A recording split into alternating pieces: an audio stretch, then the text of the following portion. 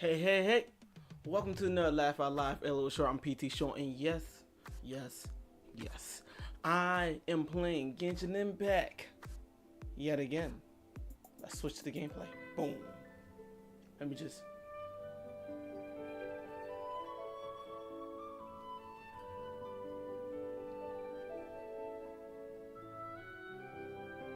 Grindlands, get into it. Get into it too.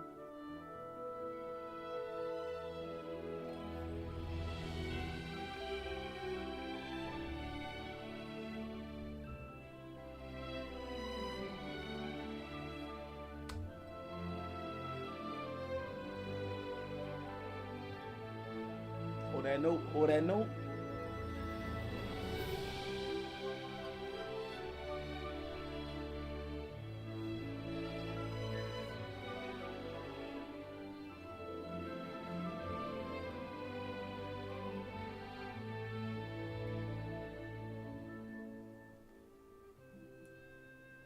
Real rap. I want to do conductors just BS up there. Is this like a school that they just go like this and they learn how to do that, or they just let them assume that look, I'm acting crazy, so you should be playing like you crazy. I don't know. Let's go. Dang, I want to look that up now. Why did I put that in my head? All right. What we got here? Ooh, I will take that. Thank you very much. That's a very good image of her. A Paimon. Whoa. The freak is this? Look like something I'm not gonna. Oh, got a nice bow with it though. How much is that? Just one. I don't see myself messing with that. I ain't gonna hold you. I really do not feel like messing with that right now. Alright. So, the plan for today. Oh, yes, thank you very much. I will take that. The plan for today, we are going to complete this stuff. So we can we're going to complete this arch mission. So I get ready for the next one, and that's the one I'm going to take like a break, level up my people, do whatever. I'm gonna put stuff in a poll saying, y'all want me to do this or do y'all want me to do that? But like, you know. Add Astra at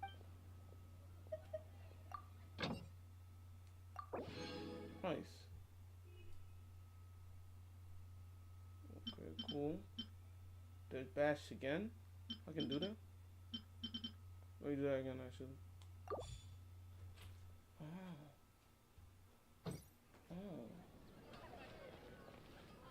Oh, so that's what I did last time. Why would they add a button there? The X. Why would they make that the X button? Make it a square button. You feel me? I clicked that by accident. All right. Pretty sure we on the Arc mission right now. The Arc mission. You know what I mean? Archon mission. Yeah. Yeah, be over here. All right, cool. Yeah.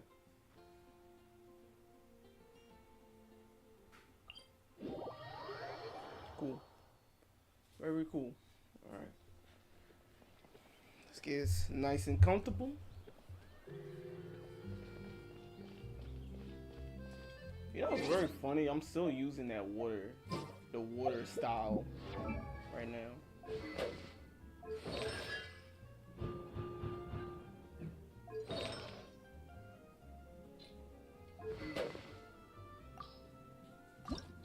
Can I? Yes, I can. Okay. I need one more scroll for that. I feel like I can craft that. Ooh, healing? After douse, drop fire by hold mode on the something to hit the enemy, so the spin will gather another the traveler if they try to pick it up. They will restore 7% of their HP. Interesting. I don't know nothing about that. You know nothing about that. Alright, let's get it.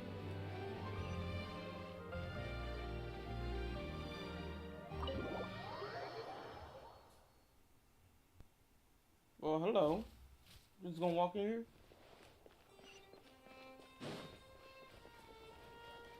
It's a side quest over there. Let's ignore that. Oh, you okay? You're here! Finally!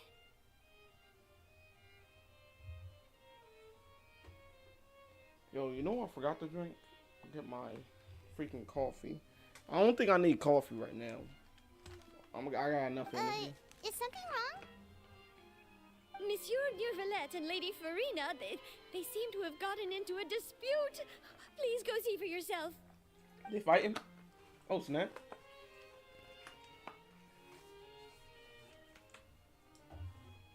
Oh, yeah. Like I said, I've already explained everything. And yet the problem has not been properly solved. There is little space for excuses between us. It is not my intention to offend you, but please, tell me where you stand. You are the Hydro Archon Focalor, are you not? Look at this. This is a list of the victims from the recent Poisson incident. Poisson.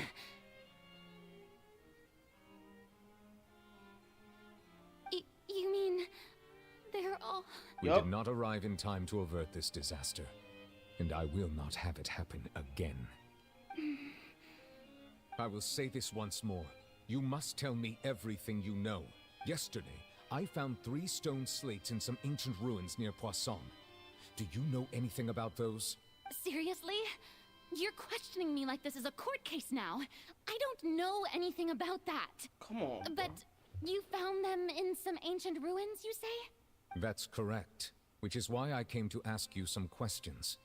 There should have been 4 slates, but one of them was missing. The other 3 feature different images that seem to correlate to the prophecy. The prophecy? The second of these slates depicts the interesting, previous real quick. Hydro Archon Egeria kneeling before a floating island in the sky, as if confessing something. Do you know nothing of this either? I don't.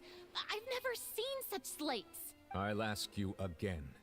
Do you really have no information regarding the previous Archon?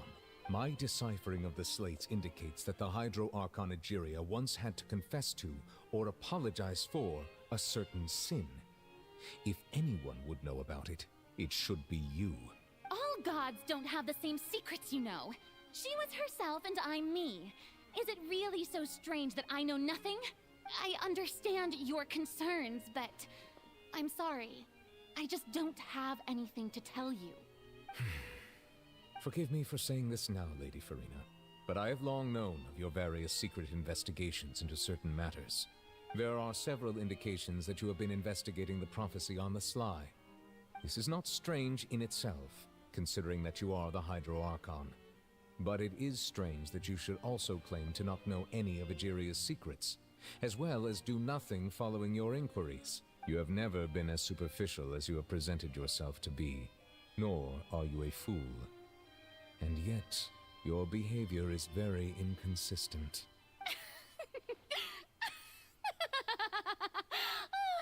So you've been watching me all this time, have you? I didn't think you were that type. Dude, what am I about to get into? Why is she... You... Well, since you know about my secret investigations, then you should know I'm actually working to take care of it. There's no point questioning or suspecting me. You're the Eudix, but you're still my subordinate. You should be following my lead. Just trust in me, your Archon, and do as I say. Never mind whether you can truly convince yourself to or not. It'll all turn out fine. That's all I have to say. We do not discuss this matter again. Oh, the opera's about to start. Toodles! Dude, I didn't like that flip-flop she just did. Why she running? What if she got replaced? Did Furina not notice us standing by the door? Wonder what's up with her. She was smiling. Huh. She didn't seem in the mood to care if we were listening in or not. She seemed deeply troubled.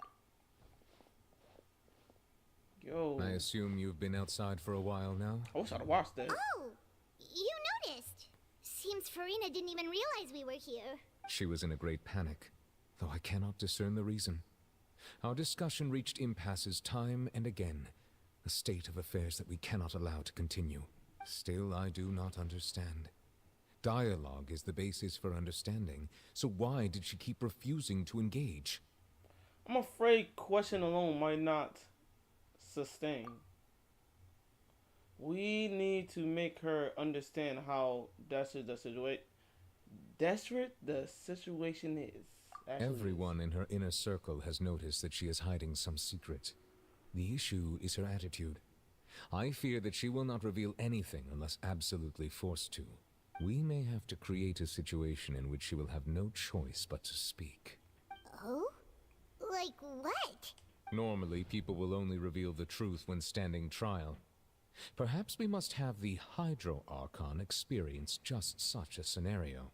But Furina's seen so many trials, and she's try, really good at he trying to send me How do we make sure to that she jail won't just again. slip That's what he away at trying the to do. first chance she gets? We will need to consider this thoroughly, join forces with various parties, and then do what we can.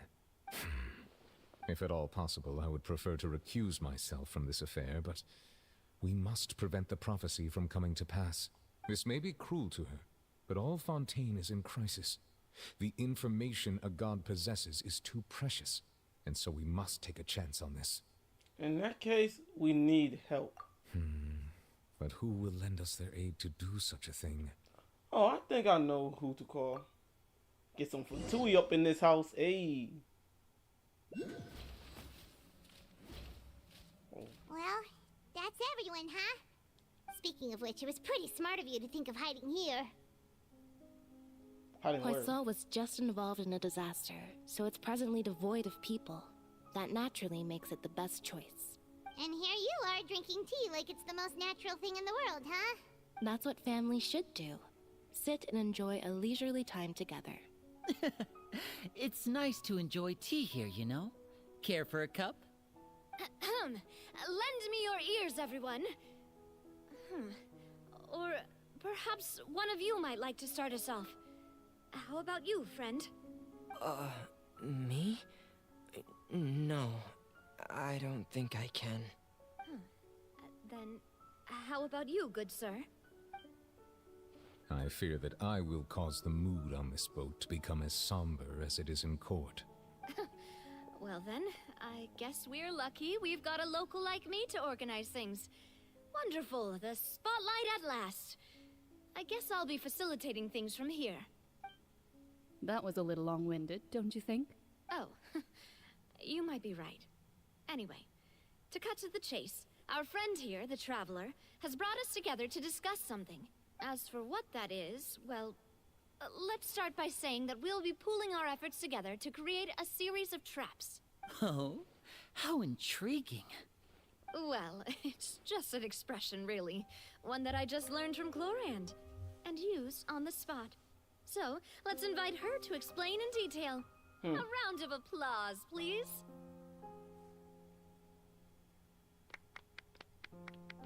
Huh? Didn't you say that you would be facilitating this? Oh, come now. Your work doesn't involve much public speaking, right? This is a good chance to practice. You might even pick up some fancy oratory tricks to impress your boss with in the future. I see. And what does my boss say? He is glad that you consider him your boss. Do go on.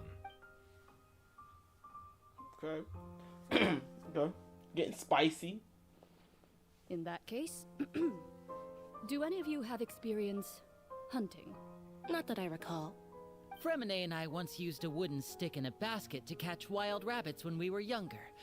As for Lynette, oh, right. You were sick that day, weren't you?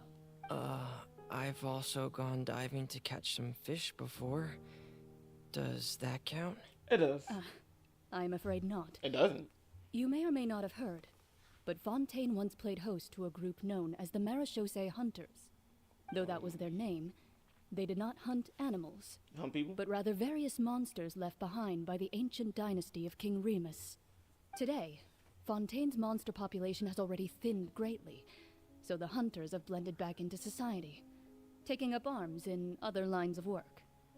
They even left a unique methodology of hunting in their wake. A trap comprises of the following components: bait, a trigger, and a containment device.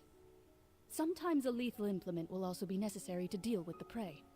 So, if we were to build a trap together, right now, what would you choose to build it with? For me, I would prefer something basket-shaped. Pigeons and rabbits will see the bait and naturally enter the snare. Our line of work requires a deft hand, and we're some of the best in the industry, so you can count on our techniques. You used some of those techniques while moving the people of Poisson, didn't you? My subordinates mentioned that you even performed some magic for the bawling children. Yes, and I even managed to gather some intelligence in the meantime. I'm quite the multitasker if I do say so myself. I'm afraid I can't claim that as my strong suit. I prefer more stable methods, like placing bait in the water and waiting for the fish to come within reach. That's the kind of method I would count on. I think the bait might be the Calm one. and steady. Exactly the kind of person who would catch loads of fish. And I can be their assistant. Okay. With discretion, I'm sure. I'd probably use some sort of mechanical animal. Papa once bought me some small clockwork squirrels, mice, and such. When placed in the forest, they can attract others of their kind. I remember that you liked those too, didn't you? I did. And that would be a good way to go about it. I'm looking at If they're this realistic cat enough, just staring at animals the door. of the same kind will follow Looking at them my, all the way to the trap. Landline wires. What about you, Monsieur Neuvillette? I fear I do not have any related experience. That makes sense. You usually solve problems directly, without the use of any such tricks. But I do have one more question for you, monsieur. If we were to create a trap now, how would you design it? I would like for it to be effective, but bring no harm to the prey. A more gentle trap would be ideal. Not a mouse trap, so. Kind, as always. However, our intention doesn't necessarily change the containment device and the type of implement we need. That's If we not- wanted to kill the prey in one strike, we would need a powerful implement. However, that also goes for prey that must be captured and safely contained. Wait, why's that? Only a hunter who's a true expert at subduing their prey can snare it without harming it. The line that divides life and death is often exceedingly thin.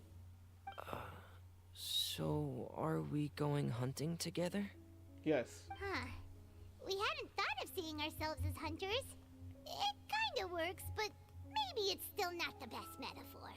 If our means of capturing and dealing with our prey is to put them on trial, then the hunting metaphor is actually quite accurate. Okay. But we shall require much more courage than any hunter to judge a god, a being whose seat is an exalted throne. That's right. Oh, so that's what's going on. Sounds very interesting. Okay.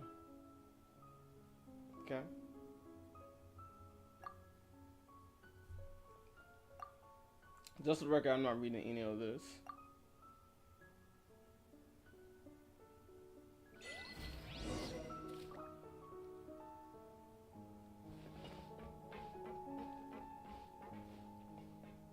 Oh, that's what we had. Okay.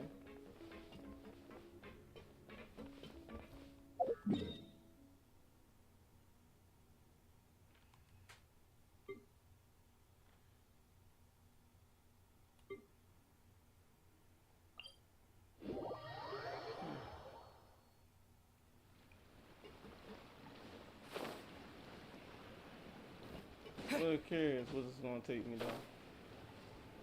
Little curious.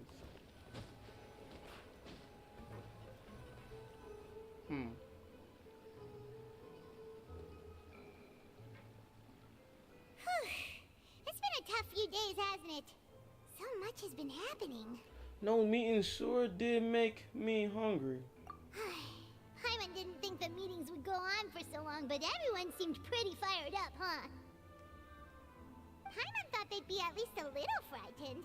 Well, Fremine was, now that Paimon thinks about it, but everyone else just looked a little surprised. Do you feel more concerned after the meeting, Paimon? Well, it's hard to say. doesn't have any experience with this sort of thing. But with you around, Paimon sure will do great. After all, you're the most reliable person in the world, aren't you? It's something wrong. Did you just pour some tea? Paimon didn't notice you doing that at all. No, I did not. She's so... Then what's that? Paimon's never seen that cup before. Don't be frightened. I'm just joining you two for tea. I merely refrained from saying anything till now. Who's that voice? Hey, yo, what the heck is going on here? Aw, have you forgotten me already? Wait, you are familiar. You're the voice we heard from the sky in Sumeru. The voice from the sky, I fear that description is wrong. Though, not completely wrong. You're feeling lost now, just as you were feeling previously. I sensed that confusion and thus came to you. Guiding people is an irresistible hobby of mine, after all. Hearing a voice and some... Was that the one we saw the giant tree? I don't know. I honestly don't know. It's been a minute ago. Who are you? And what do you want with us? Consider me a passerby. Just accepting a commission from my friend's disciple on a whim. This is my sister. I can put all my chips on her and say that. Allow me to ask you. Will Fontaine possibly come true? The prophecy. Yes, what has been prophesied will be fulfilled. You may view such things as the history of the future. What? Then is there any way we can stop it? I believe you have witnessed a failed attempt with your own eyes. Can everything in Tevat so easily be changed? There it is again. Fate. Can there really be no explanation? So you've caught on. Just as prophecies are usually only the future as seen from the perspectives of the gods, could things be happening in hidden corners where the gods' gaze does not fall? Are the things that you shall see different from the fate that the gods perceive? What is she talking about? It all sounds really impressive and important and stuff, but it also sounds kind of scary. She's saying that it see the future, but not all the future. The Tik Tok is just gone as well. I believe that you understand, right? Some things are insignificant, but others you must reach out to change. Ultimately, fate shall serve as your only guide, no matter what will happen in Tevat's future. All you need to do is to play your part. This was good tea, by the way. Thank you for your hospitality. Well, that'll be all for today. The voice. It's gone.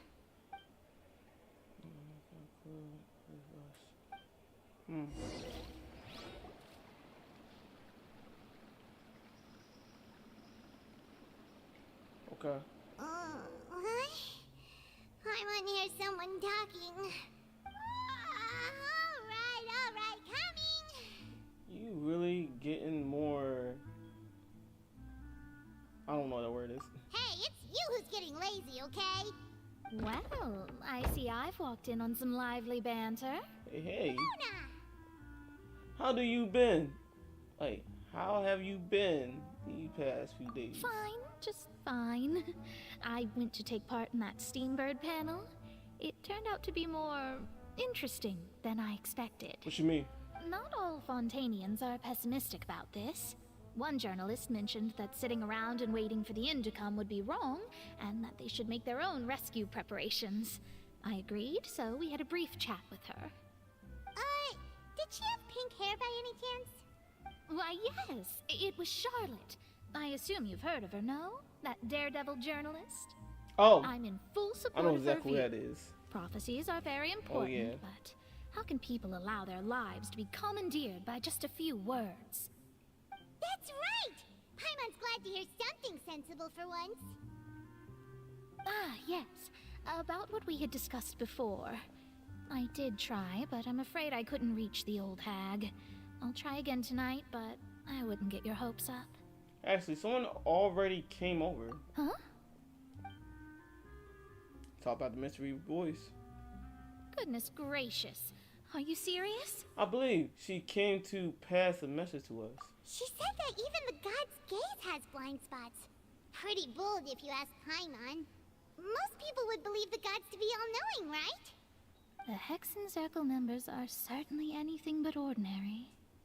As for the mage named N, the old hag has mentioned her a few times. She said that N's sense of direction is incredible, and that she loves guiding those who are lost. But I've never met her, and if she were still alive, she'd be... well, suffice it to say that the hag's at least a few hundred now, and N's been around for longer than that. Whoa. The Hexen Circle sounds like a scary group. But they must really stay in shape to live so long. Their abilities alone He are hit the pretty gym. terrifying. If she came to see you personally, then the problem you're facing must truly be of great importance. Well, it's not like Paimon could understand anything she said. Yes, she was quite cryptic, but I suspect she means that there is still a way to turn things around. She didn't say when or what that would be, though, so... perhaps it is something that you cannot know right now. To the words handful realize the value of the meeting. What was the best answer my question could have gone? Traveler, Paimon, are you two all right? Oh, we're fine. We're just a little down right now. It kind of feels like the end is coming, you know? I see. I feel that same sense of desperation, too. I guess you could consider me someone who has often witnessed fate. So far as I have seen, it cannot be swayed. But even so, I still hope for, and believe in, miracles. Astrology is eternal and rational, but fate may not be. It is cruel, but it can also be beautiful. Perhaps that's what En was trying to tell you. Not to lose heart, and to believe that what you are seeing playing out before you is not yet set in stone. I did originally think of steering clear of all this, but I couldn't. Even if this is all futile, I still wish to help everyone. If we don't struggle to the last, then how can we face the end when it comes? Huh. You do have a point. There I go, talking about astrological principles again. Sorry about that. The moment I start talking about work-related stuff... I need to get going. Don't worry about it, Mona, and thank you. It was worth trying to comfort you, even if only a little. I believe that you'll help those who are struggling in the same way I did.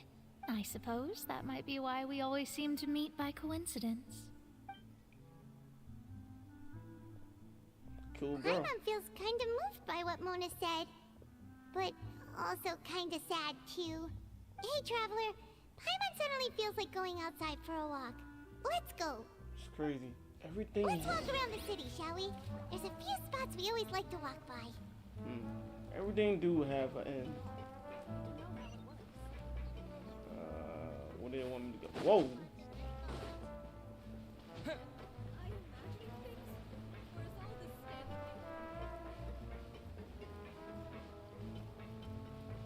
Everything do have an end, man. That's crazy.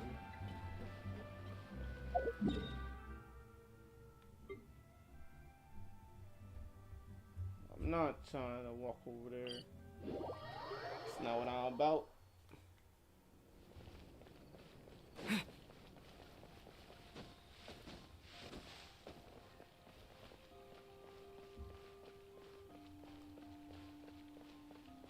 Let's get it. Man, I can't wait. Let's get all done, man. Huh? Our names are written in this newspaper. What's going on? I don't like the sound of this. Maybe we're famous? Let Paimon see. The underwater stronghold, the Fortress of Meripede, has continued in its noble autonomy, but that does not mean that others cannot interact with it. My recent attempts to enter the fortress bore little fruit. Huh, Guess Charlotte still hasn't given up on that. Thus, did an Outlander friend become the focus of this report. A blonde adventurer with their white fairy legends trailing in their wake.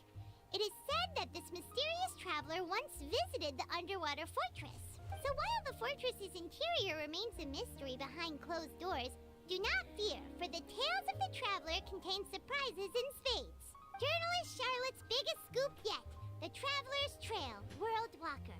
Huh. Charlotte took so many awesome photos of us and we never even noticed her. World Walker got a nice ring to it. She hasn't been able to get a hold of anything at the fortress, so since we're easier to find, she's using us as the subject matter instead? That sure seemed to be the case. Ugh, seriously? Well, fine. Those headlines and photos do look cool, so Paimon will forgive her this time.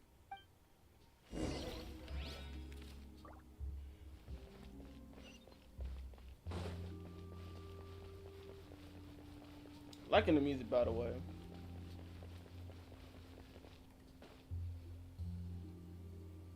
We're here! Paimon's hungry. Should we go in and get something to eat? Let's go. Let's get some food.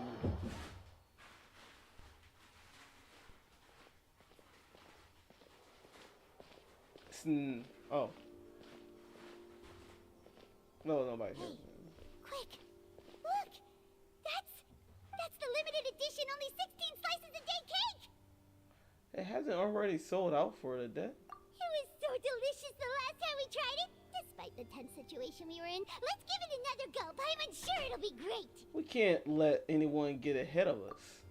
One slice of cake, please. Dang! Someone showed up after all. Oh, wait, you're the one from the Palais Mermonia.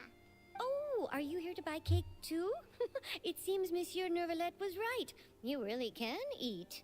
Wait, did he really say something like that? That's right. Even he has his own preferences when it comes to food. As for me, I love the cake and coffee here. Do you come here often? Usually every day. Every day? It's part of my daily schedule, apart from work. I shall have my cake and coffee.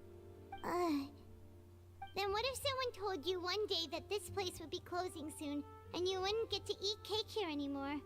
What would you think? But why would it close? Well, Paimon doesn't know either, but maybe the waters will rise tomorrow.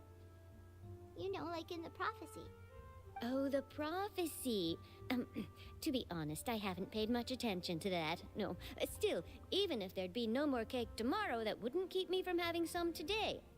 No, it's the same for eating in general. You might not be able to eat tomorrow, but if you can do so today, then you should carry on. That's what people call living, you know. I like that. Huh. I like that. Yo, I gotta steal that. Don't be sad. Excuse me, could I have 2 more slices of cake to go? These 2 slices are for you. Sijuin said that this kind of expression you're making is what humans call being sad. Oh, you know Sijuin? I sure do. She was born before me, and she sometimes comes to the surface to teach us things about humans. She said that humans are creatures that are saddened easily, yes, and you can only lift their spirits by feeding them delicious food. So please try the cakes here. I've got something else to do, so I'll be going now. I guess. You two try to stay in a good mood after eating, all right? Bye. Dude. I ain't gonna hold you. Like, the writing in this is shaky, but that scene right there, it's right there to swing, like, it will be cake tomorrow. It's like, dude, that was very well written, man. Very well written. Oh my goodness. And this beautiful music, and there too. she goes. All right, let's dig in. I'm unsure this cake will be delicious. It's more delicious than last time, and the flavor gets even better with a sip of tea. It sure would be nice if we could come again tomorrow.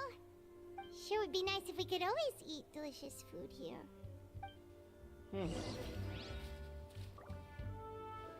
I might buy some of that cake, actually. Let me see if I can buy some of that cake.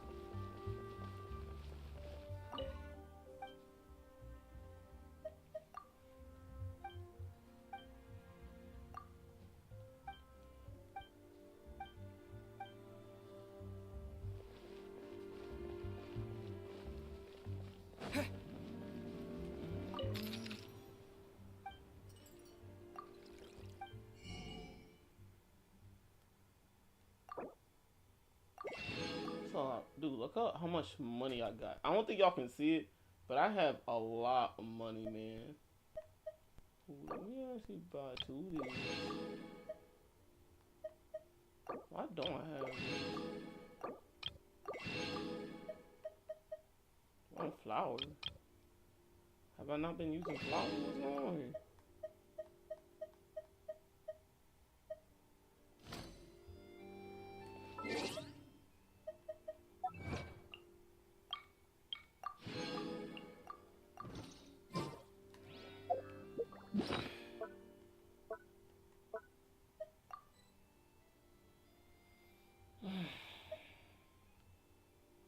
Wait.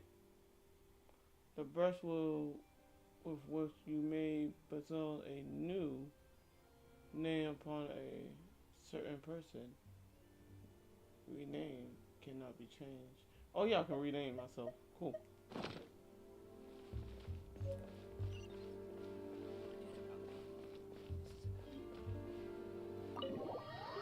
I wanted to buy some of that cake. Oh, we're near the Steambird office.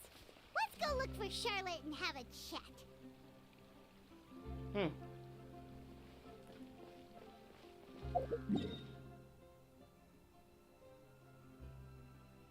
Steambird office.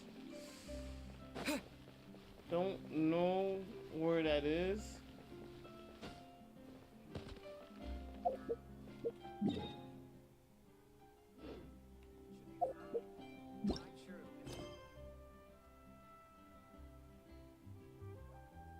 Okay.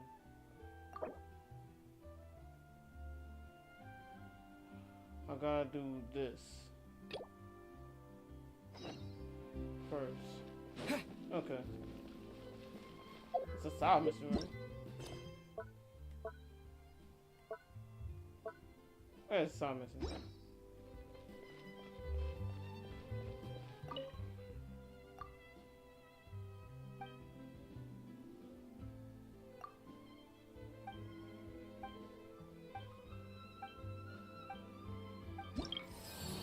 Oh.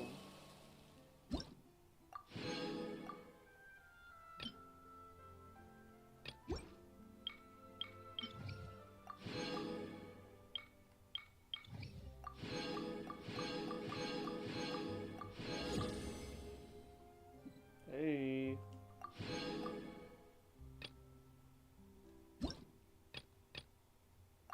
Nice. Okay, we got bounties now. Okay, cool.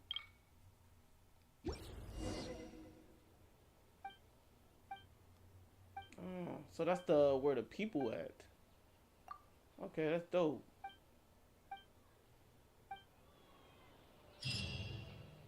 Okay. Really glad I did that. Use.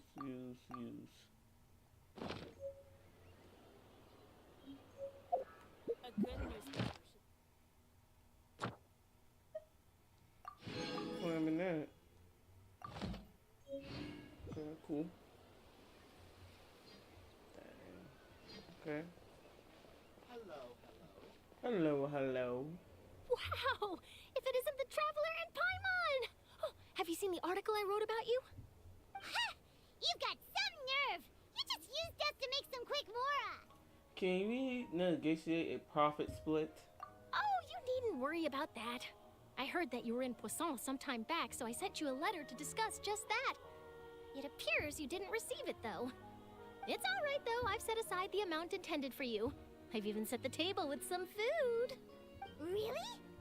Oh, you're the best! You're almost a little too easy to win over, Paimon. If I were a journalist with ulterior motives, you'd be in trouble now, you know. Oh, Paimon knows you're not like that. She kind of Still, is. what brings you here all of a sudden? Were you looking for me? A friend of ours met you a while back, and when she mentioned it, we thought of coming to see you. Her name's Mona. Ah, so you know Miss Mona as well. Yes. She's a guest columnist for our paper. Really good one, too. She's so young and already such a brilliant astrologist. So she mentioned me? What did she say? She said that you're a real daredevil of a journalist. Nice. In which real case, daredevil. can this daredevil journalist dare to request an exclusive interview with the legendary traveler and Paimon? Huh? So your article in the paper today doesn't count? Oh, of course it doesn't. That was more like live photography. What I'd like to do is dive deeper and ask you to talk about the things you've seen and experienced. Yup, she over here trying to get a story out of us. I freaking knew it. You seriously want to interview me? Really? Yeah. Are we even qualified enough? I'll fight for an interview. If I say you're worth an What you interview, talking then about? you're worth it. But Oh, in that case, we'll just chat when you have the time then? oh, so that's a yes? Ooh, splendid! I'll tell the editor-in-chief immediately. I'll have to apply for lighting, a venue, some props, and... Whew, so much to get done now. Talk to you later. Wait, Charlotte, Paimon's still got a question for you. And what's that? If, just for example, Fontaine were to be flooded tomorrow, what would you do today? Huh. That's the prophecy you're talking about, isn't it? Mm-hmm. I mean, I do hear about it often, but I've never once thought that the day could be tomorrow. If you're seriously asking, then I might try and think of a way to leave Fontaine. Oh, but I'm still a journalist first and foremost. That means I have a duty to be reporting from the scene. And secondly, I wouldn't forsake my homeland that easily. From what I've seen, most people don't know what they'd do should the worst come to pass. In truth, it might be better just to behave like normal rather than worry over such an end. So in all likelihood, I'd probably still be prepping at the office for that interview of ours. I know what you're thinking. That sounds a bit sad, but I've always believed that it's best to do what you enjoy. Just think about it. If this nation really were to be suddenly destroyed tomorrow, but I still successfully finish an exclusive interview with a truly unique person, then the story I would wind up writing would truly be timeless. And then do you know what I'd do? Well, I'd write that story, send it for printing, and use messenger pigeons to get copies out to the various nations as soon as possible. I'm not a dreamer, nor am I a workaholic, but I do love my job, and I'd be proud of leaving such an article behind. I guess you could say that I was born to be a journalist. But anyway, that's my answer. And on that note, I'll get back to my preparations. That's so nice. All of a sudden, Paimon actually kinda envies her. Anyway, let's go and take a look at the sea, shall we? Yo, looks like everything is gonna go down tomorrow. The sea breeze and scenery can be a pretty soothing combo, huh? Paimon's been thinking. Yes. If it wasn't Fontaine, but all of Tevat that would be destroyed tomorrow, where would we go and what would we do? No, Paimon should ask, if you could choose, what would you like to do? If I could choose, huh? Just like someone said, certainly to consider what to do is pointless. We've always been moving to the next destination, so we haven't spent much time thinking about these kinds of things. We didn't have to either, with us always being on the road and whatnot. Until that moment comes, I think I'll keep journeying on. You mean, still traveling? Yes, considering every single moment. Huh. Wait, isn't that what we've always been doing? Yes. Yes, we have. The next few days are just as calm, trying to find out the interview. Okay, cool. So the family promenade, even dropped some text or photos of two of y'all. Goes well.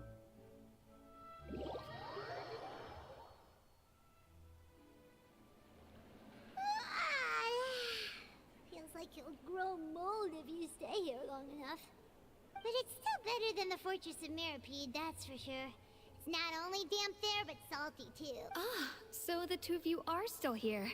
Wonderful. Oh, you're from the Palais Mermonia, aren't you? Yes, I'm Isadora. Monsieur Nervillat sent me to look for you two before. I heard that afterward you went to the Fortress of Meropide. So are you under the impression that we might be wanted criminals? Not at all. I'm well aware that you're friends of his. Actually, I'm here to pass along a message from him. Let's hear it. Yes, inside the Opera House.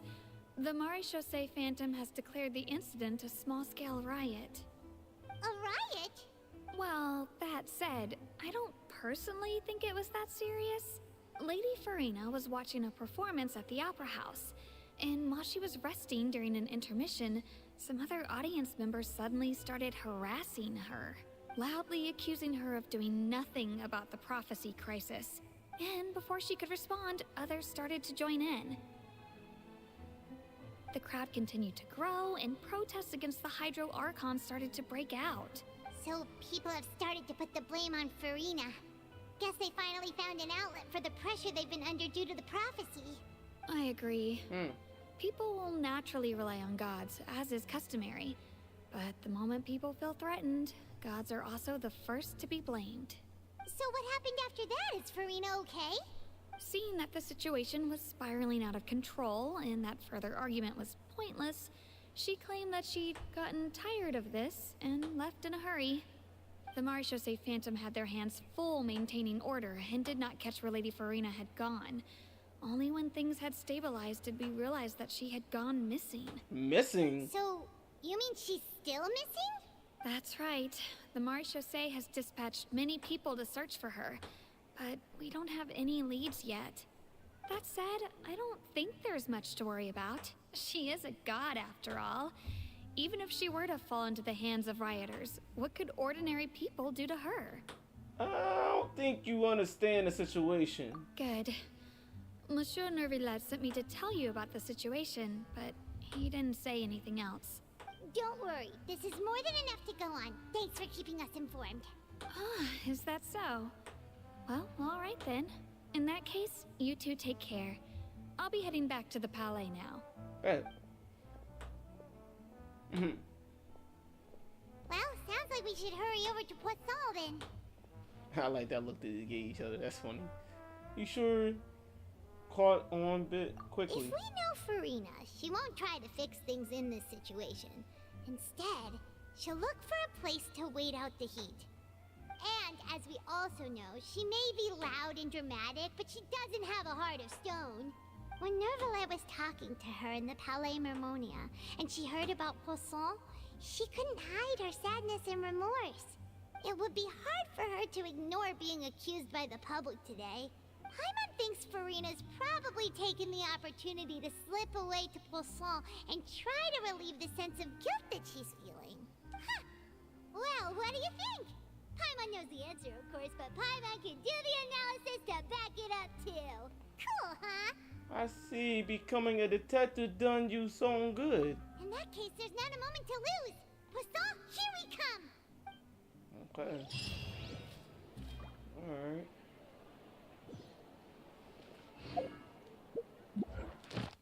Alright. We claim that. Cool, cool. Claim that gift. What's up right there? Ad Astra Abyssosk. What? Yeah, I don't care. Give me my Thank stuff. you for completing today.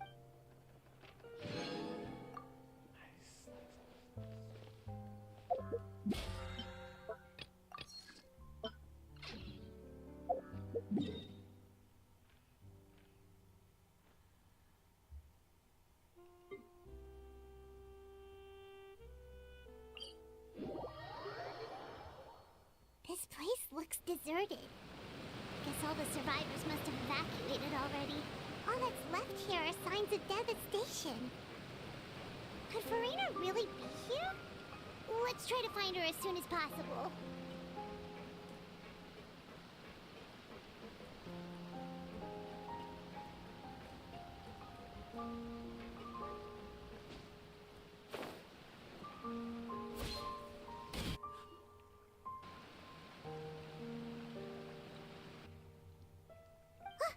That's Furina, right over there. She really is here all on her own. Stay quiet. Should I just give up? This is all meaningless. What was meant to happen did happen after all. Everyone's dead. I'm sorry. I'm so sorry. Give up, Furina. There's no point in holding out. I'm sorry. to repeat meaningless apologies over and over. Who's that? Oh. Don't worry, Furina. Dang, he up in her face.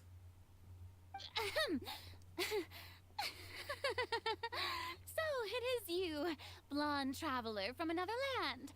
Why, I almost thought you were someone from that mob of my ignorant subjects, come to kneel and beg for my forgiveness.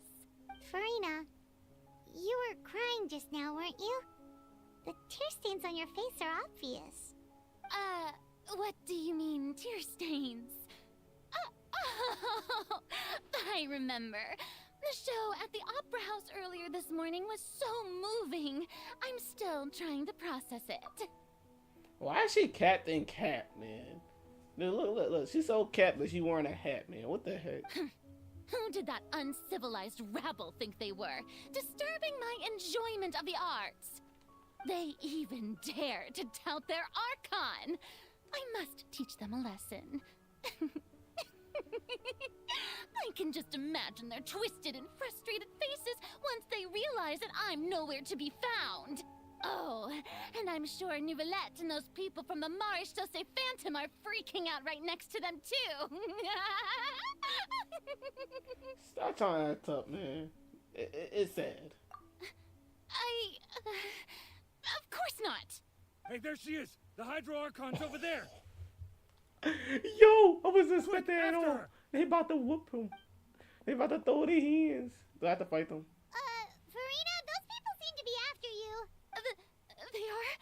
They're just some rabid fans who want to cut the line because they haven't been able to meet me in person, aren't they? Nope. That's against the rules. I can't let them get their way. Furina just ran off. Oh, she ain't gonna we say. have to catch up with her. What?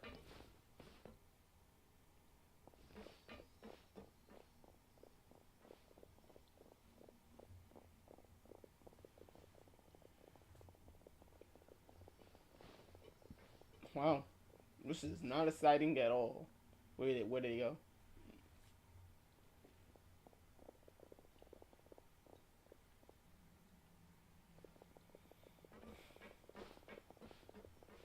This should be the place, right? Hey, Furina! There's a good hiding spot over here. Quick, come to Paimon before the rest of them catch up to you. What is this place? Hurry, they're almost here.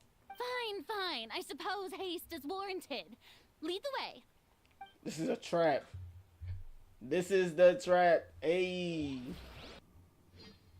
Mouse trap. You on that cheese on that piece of wood. Let's get it.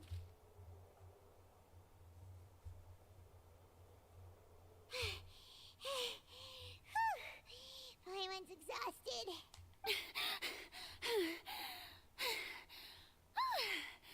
I'm so tired. I totally thought they had caught me. No, I mean, I merely gave in to the sheer enthusiasm they displayed. You might want to lower your voice to stay hidden. You're right. Yep, that's a good girl. What's happening? The ground's shaking. Is it an earthquake? No, disturbed. You struck ice, expect. Yeah, a quake of this kind preceded the flooding in Poisson, didn't it? It can't be. It's happening again. Well, there's no need to worry too much about that. Nouvellette's made some emergency plans, so the evacuation should go a lot smoother this time. Yeah, I hope you're right. But the people of Poisson, they've already...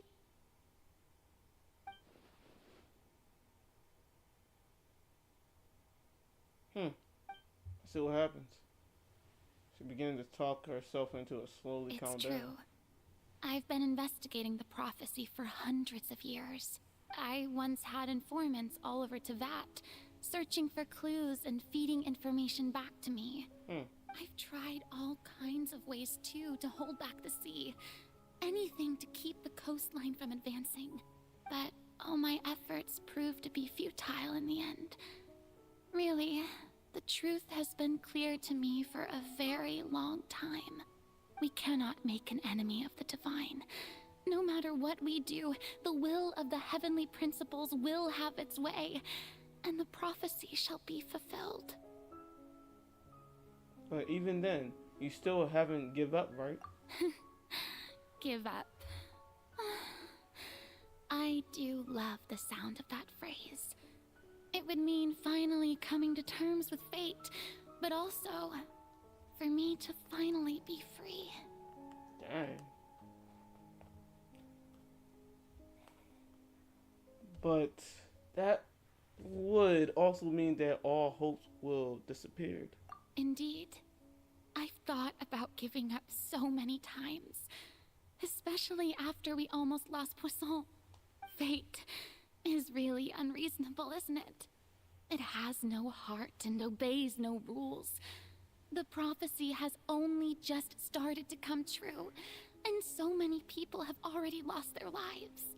But just now, it all became clear to me.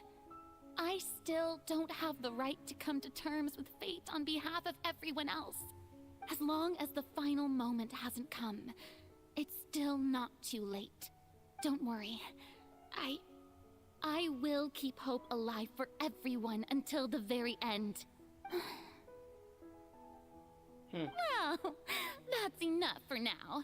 I got the impulse to play the stricken maiden, but honestly, considering my rank and station, that wasn't a good fit at all.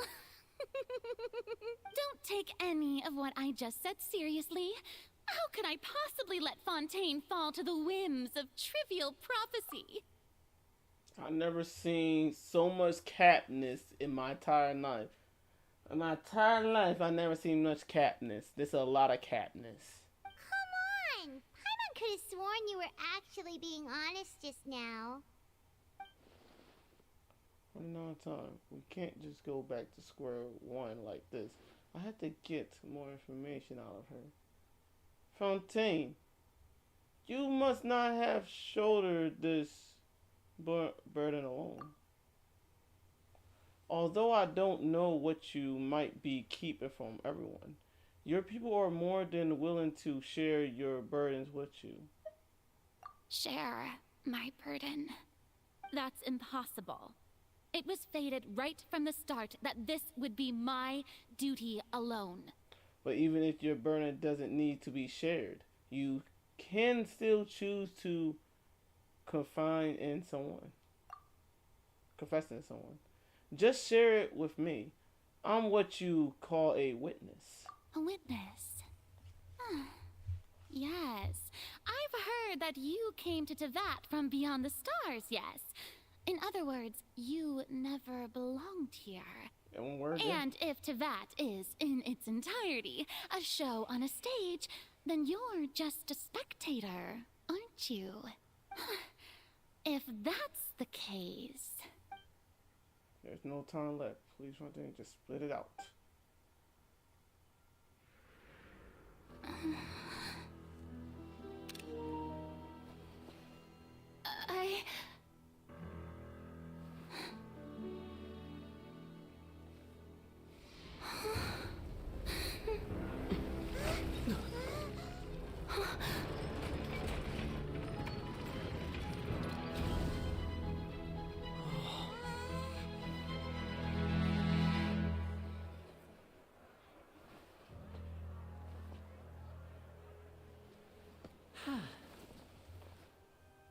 Ugh!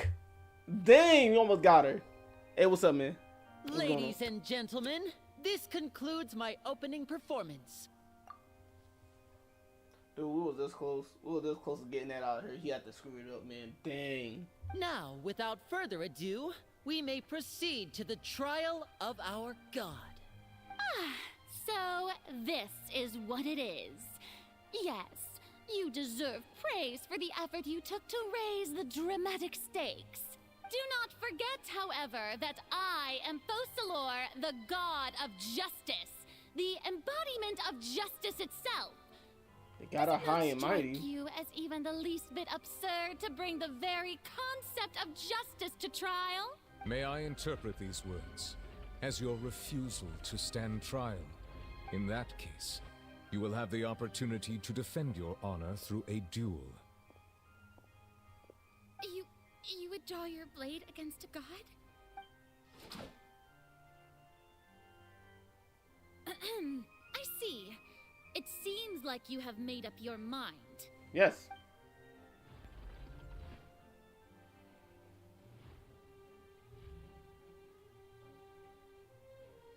Paimon can't believe it.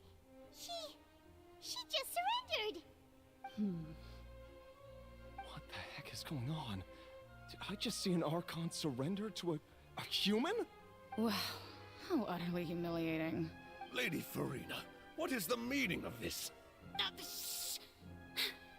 It would seem that there has been a misunderstanding. To be clear, the raising of both hands is not always an indication of surrender. Looking for excuses again, huh? I raised my hands just now to indicate my acceptance of the trial. No duel shall be necessary. I will admit that I've been running away for a long time. I'm sorry, everyone. I was unable to protect the people of Poisson. It is my duty to stand trial for my crimes. You are not the only ones to be disappointed in me.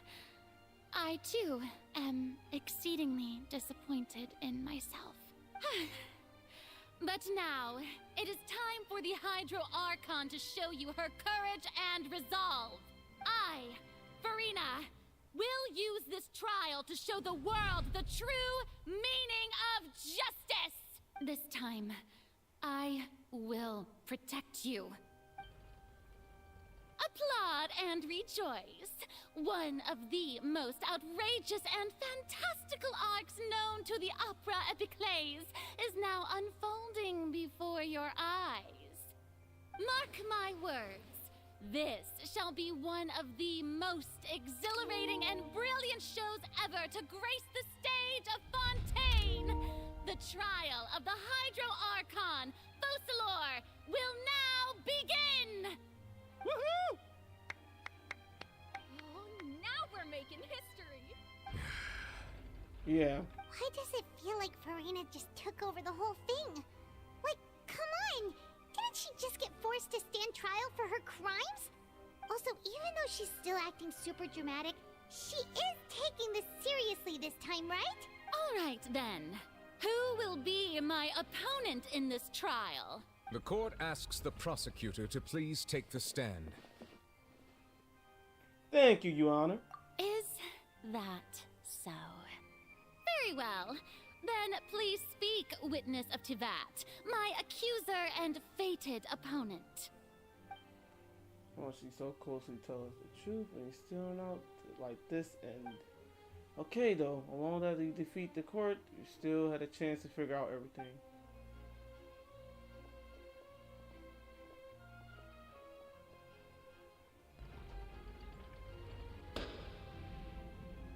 Also, please allow me to ask, as a final question before the trial begins.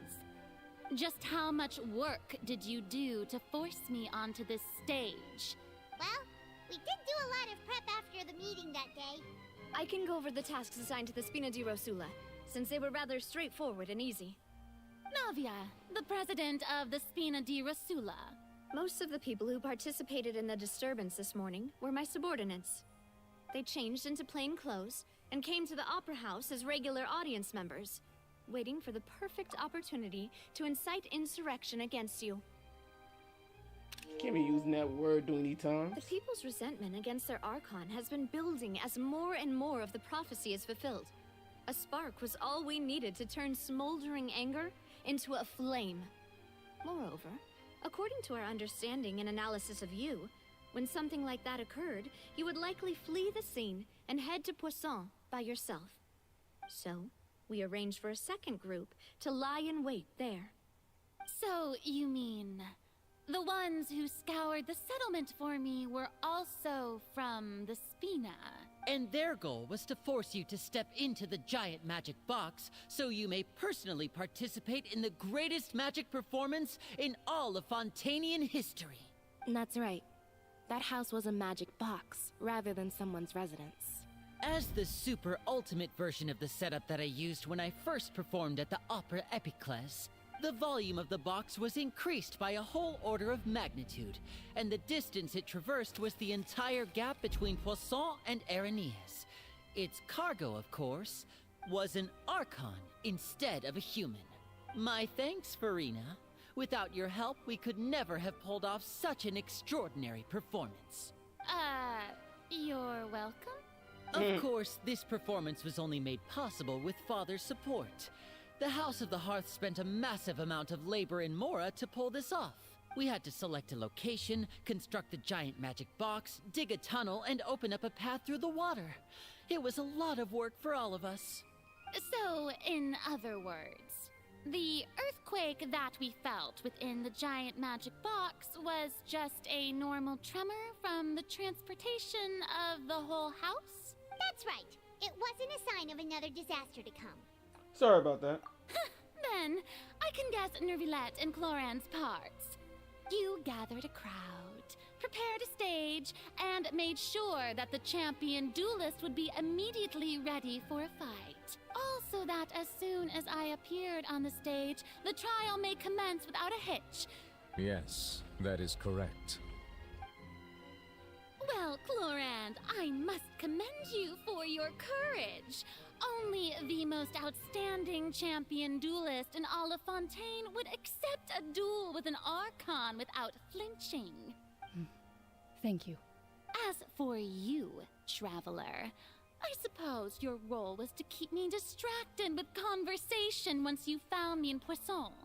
You'd make sure that I didn't notice anything amiss before revealing yourself as my prosecutor once we'd arrived onto the stage. Guess wrong. Oh? My mission was to give you one last chance. We hopped that you shared your secrets with us before the match about to arrive onto the stage. Is that so? Then I suppose I must have missed my final chance. It's fine. It matters not. What's done is done. Dang. that was sign of regret right there. The stage is already set, so there's no reason to disappoint the audience. Let's see this trial through to the very end. Okay, let's go. Still, I can't help to be a little beholden of the conversation earlier with the phone. Sir Prosecutor, please allow me to pass this along. Oh, okay. This is a document that Miss Charlotte applied for and received permission to share with you during the trial. According to her, it should speed up the proceedings. Huh? Charlotte wanted to give us something? Oh, so she's here too! Hey, Charlotte! Oh, let Paimon see. Isn't this the exclusive interview that she did with us before? So she's already finished it, huh? Wait, then that means this document is a perfect timeline of everything that's happened ever since we stepped foot in Fontaine! So in other words, we can refer to this anthology of evidence every time we want to use something from our journey as evidence for an argument! It's a super practical gift. Let's quickly confirm the information in it. Just think of it as a refresher, alright? You defeated the Hydro Archon in the very first duel you took part in at the Opera House. That's one for the history books, all right. I didn't think that you'd wind up getting to the bottom of the case I'd been following all this time. I guess you could also see this as a happy coincidence. This is the first time Monsieur Nervilette had a difference of opinion with the Oratrice. Even the Hydro Archon can't figure it out. A Fatui Harbinger. She's an extraordinary person. Her instinct must mean something. The fortress of Meripede was almost destroyed in a single day. That I didn't witness that scene personally will always be a source of professional regret, I think. According to Monsieur Nervilette, both Child and that whale should have been in the primordial sea at that time. I nearly lost my awesome friend Navia. To be honest, that still gives me shivers. The words of someone as extraordinary as a witch can probably only be truly understood when something surreal happens to you.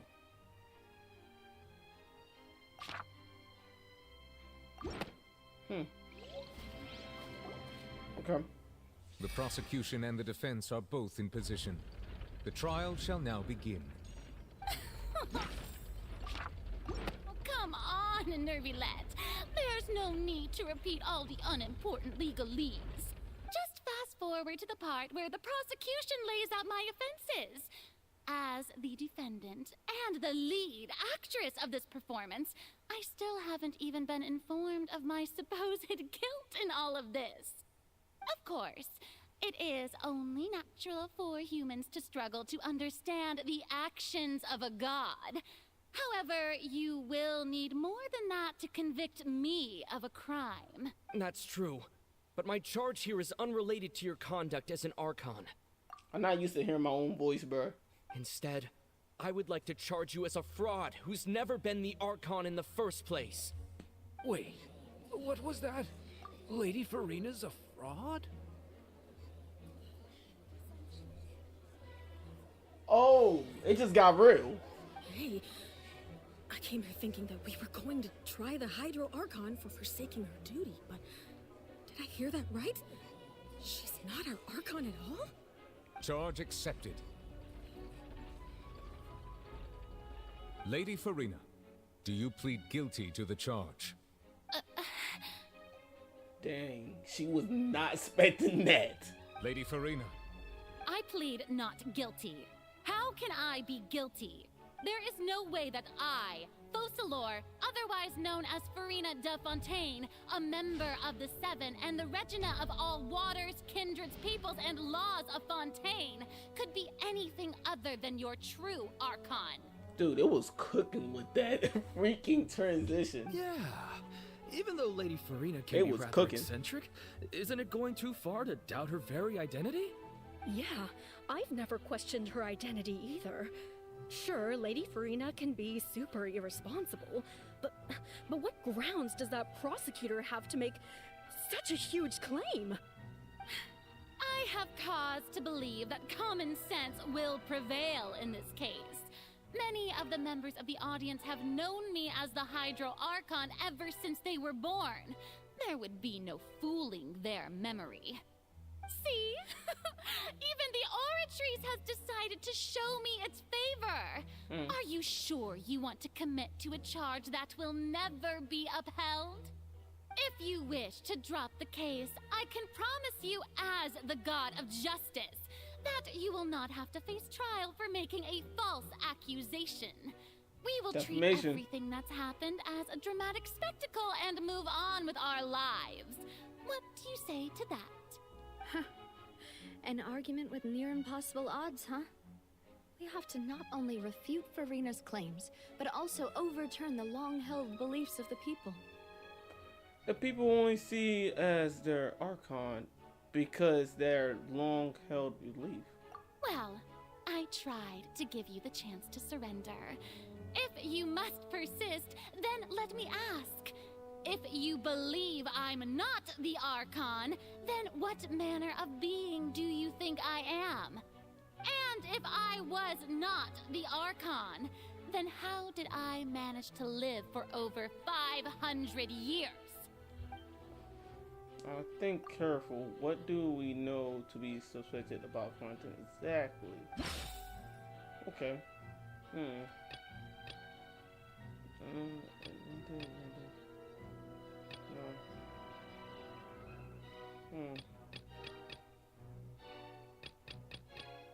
What about this?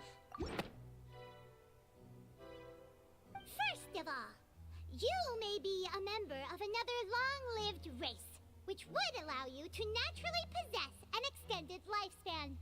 And second of all, even if that wasn't the case, there could be other ways to extend your life. Such as a curse. Who gave you that idea? Was it the knave? You'd sink so low as to use a harbinger's words against me. That doesn't matter who gave us the information. What matters is the verdict of the claim. A curse? I once thought it possible that the aura of an Archon might naturally resemble a type of curse. But in light of this claim, perhaps what I sensed was not your divinity, but a curse after all. Neverlet sensed it too, huh? So, Fronten, instead of the Archon, could you just be a cursed human? Lady Furina is actually a human? Well, it is true that it's extremely difficult to tell humans and gods apart just by looking at them. It's not impossible. Let's get it. Let's get it. Well, don't start celebrating too early now. Even if I have been carrying a curse like you said, how does that prove that I am merely a human being? Besides, everyone knows that the main difference between a human and a god is the possession of authority. Gods can do what humans cannot. That's why they're worshipped as gods. For centuries, manifestations of my authority have served the nation of Fontaine. One need only to turn their eyes towards the Oratrice Mécanique d'Analyse Cardinal in this very opera house, or consider the indemnitium that is used in every aspect of life. Oh, that one trial proved the opportunity Frontier actually had no control over the Allshard. What's this one? Wasn't that one? What about the troop behind? No, this part. You tried to reference the Oratrice, but weren't you as confused as all the rest of us when the Oratrice declared Child to be guilty without any proof? Otherwise, you should have come up with a good explanation for that by now. Didn't I make myself clear at the time? The decisions of the gods are naturally difficult for humans to comprehend. There is no need to provide an explanation. Lady Furina, I believe a reminder of your current circumstances is in order. While the court is in session, the principles of justice and the law must come before all else. While you are an Archon, you are also first and foremost the defendant in this trial. You will prove yourself unable to defend against the prosecution's charges if you continue to withhold vital information against the rules of the court. I never thought you'd use that kind of rhetoric against me. Yes, but you gotta say some stuff, girl. That was no trick of rhetoric, Lady Furina. I've merely reiterated the rules of the court. Rules that all should respect and follow. So, you neither knew why Child was declared guilty, nor did you understand the structure and operations of the Oratrice. Instead of having been created by you, the manifestations of authority you mentioned have been made by the real Hydro Archon, haven't they? The real Hydro Archon? Well, now you're really losing me. It is true that I did not know why the Oratrice gave out a guilty verdict that day. But the Oratrice handed out that verdict unilaterally, and it has been operating independently ever since it was first created. Oh, began information. You can't argue that just because a divine creation is flawed, that the god behind it must also be no god at all. She's still throwing out all kinds of excuses. Seems like she's confident that we won't be able to produce proof that she has no power over the Oratrice. Sure, we can put the Oratrice aside for now, but then, Fronten, you could give us a brief description of your power. My power as an Archon. There are many ordinary citizens in the audience. How can I just carelessly demonstrate the formidable power of an Archon? If that poses a concern, I'm prepared to extend my protection to the audience. You don't need to go that far. A belief destruction of your power over Archon should be quite harmless. Certainly, a Archon can at least match the control of the human with a vision. Aren't you the Hydro Archon? Or is it that you can't even wield the power of Hydro, much less the authority of a god? Indemnitium! Yes! It's all because of Indemnitium! All Archons derive their power from the faith of the people, and I've converted the people's faith in justice into Indemnitium! Okay. Thus did I give up all of my divine power to provide everyone with energy for their daily lives. Have you ever seen a more magnanimous god? Isn't that a huge stretch? Yeah, no matter how generous an Archon can be, how could they give up all their power? Can a god with no power even still be called a god? It seems like nobody's buying Furina's excuse. Hey, come now, everyone. Please don't stare at me as if I was a liar.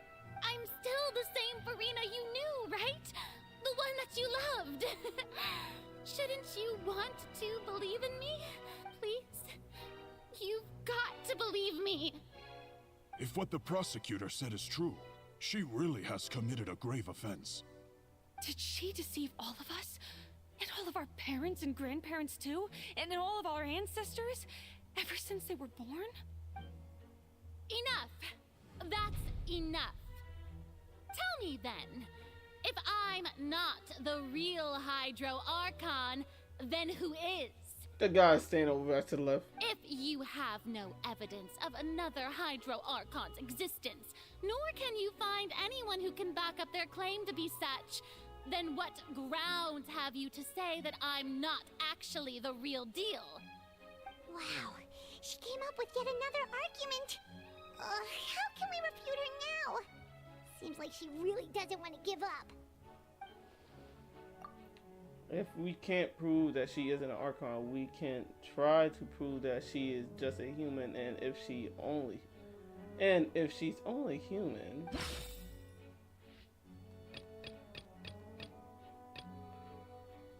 the time in the sealed zone.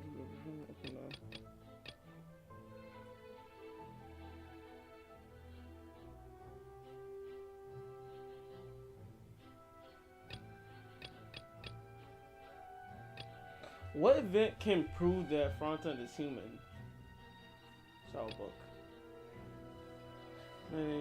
A murder case unfolded in the Venezuelan when they first performed in the house. Thought they were cleared of excuses learning against them. Their identity against the House of Halls revealed. The truth behind the serial killer disappearing a young woman. It turns out the fountain can be dealt off with the water that found the sea over the years.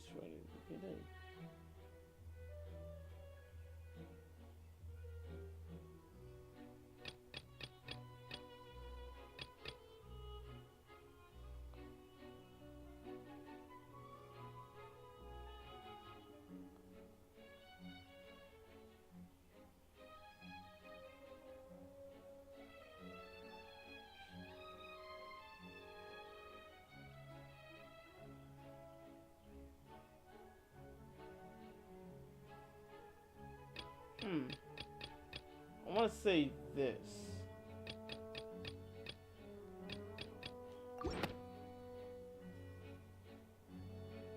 It has been established that all Fontanians can dissolve in water from the primordial sea. And that means... Since you insist on claiming to be a god and not a human, then there's a method that you can use right here and now to eliminate all suspicions of you being the latter. Miss Navia, please apply to serve as a temporary attorney for the prosecution before addressing the court. Though you act in partnership with the prosecutor, you must still adhere to proper procedure. Sit your Super butt sorry, down. Mr. Chief Justice. I swear this really will be the last time that I'll speak out of turn. Now, I've brought some seawater from Poisson. As everyone knows, a massive flood struck the area not long ago, taking many lives, including those of some of my closest friends. So, Miss Furina, would you dare to touch some of this seawater? If we are to believe that you are indeed the real Hydro Archon, touching this seawater would have no effect on you. All it should do is strengthen your case. But if you don't dare to touch it, then we would have basically proved the reverse. Oh, and I must remind you that after the disaster at Poisson, nobody wants to see any more people dissolve. I do hope you'll act prudently and choose the simpler path of admitting guilt. Navia from the Spina di Rasula. The Spina has governed Poisson for many years. I guess her suggestion is valid. If Lady Furina is indeed just a human, she's probably Fontanian like all the rest of us. Would she really dare to try? Oh! Dude, I think I effed up big time. Friend? Lady Furina, this test has been unilaterally proposed by the prosecution. As it falls outside the realm of standard court proceedings, you possess the right to decline participation. Well, of course he had to tell her that. But refusing to participate is basically the same as a confession of guilt. She's just staring at the water without saying a single word. It really does seem like she's quite terrified of it. That could only mean... What's going on? Is she really planning to... That's not what we thought she would... Due to the inherent risk of the test, Lady Furina, you may... Hey!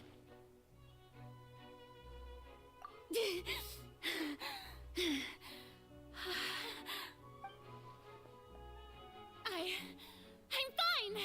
Look at me, everyone! My hand is still here! I haven't been dissolved! Dude.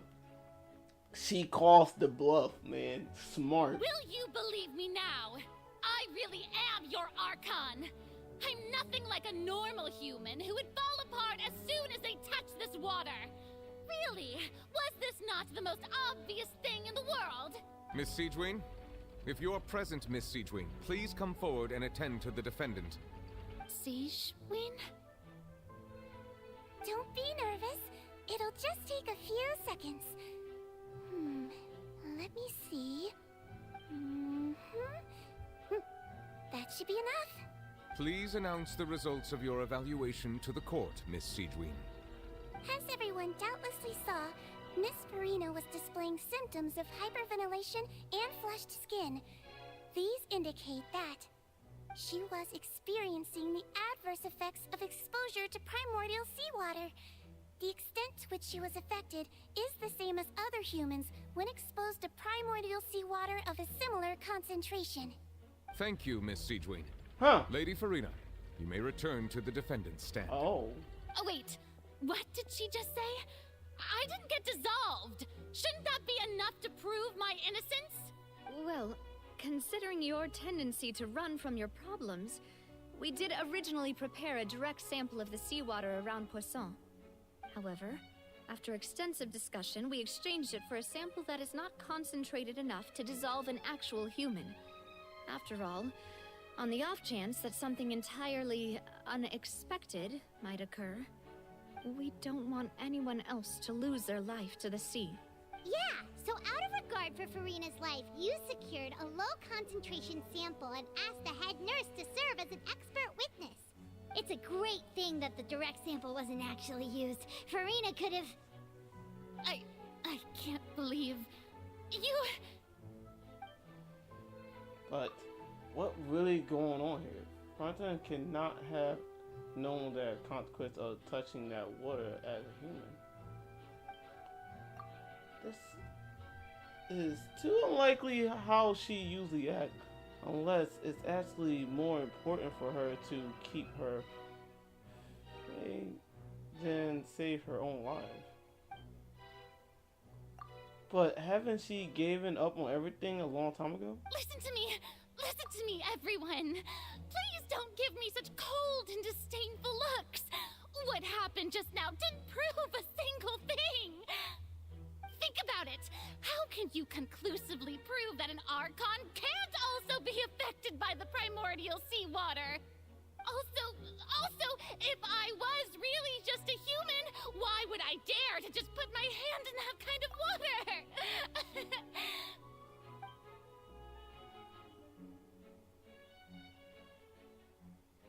Please, everyone, anyone, just listen to me. I swear, I really am your Archon.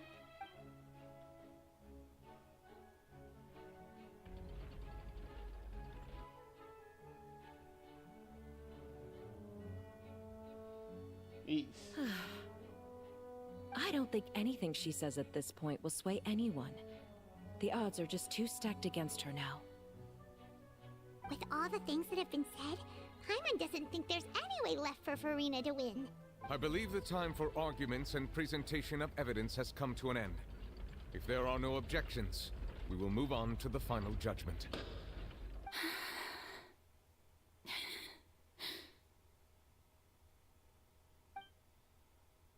I don't think anything she says at this point will sway her. She's too stacked against her now.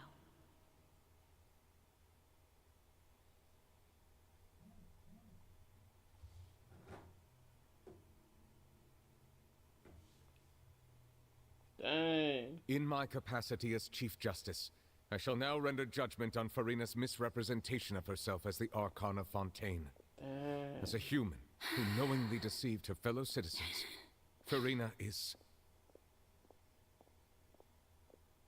guilty. Ooh. I was chilling, man.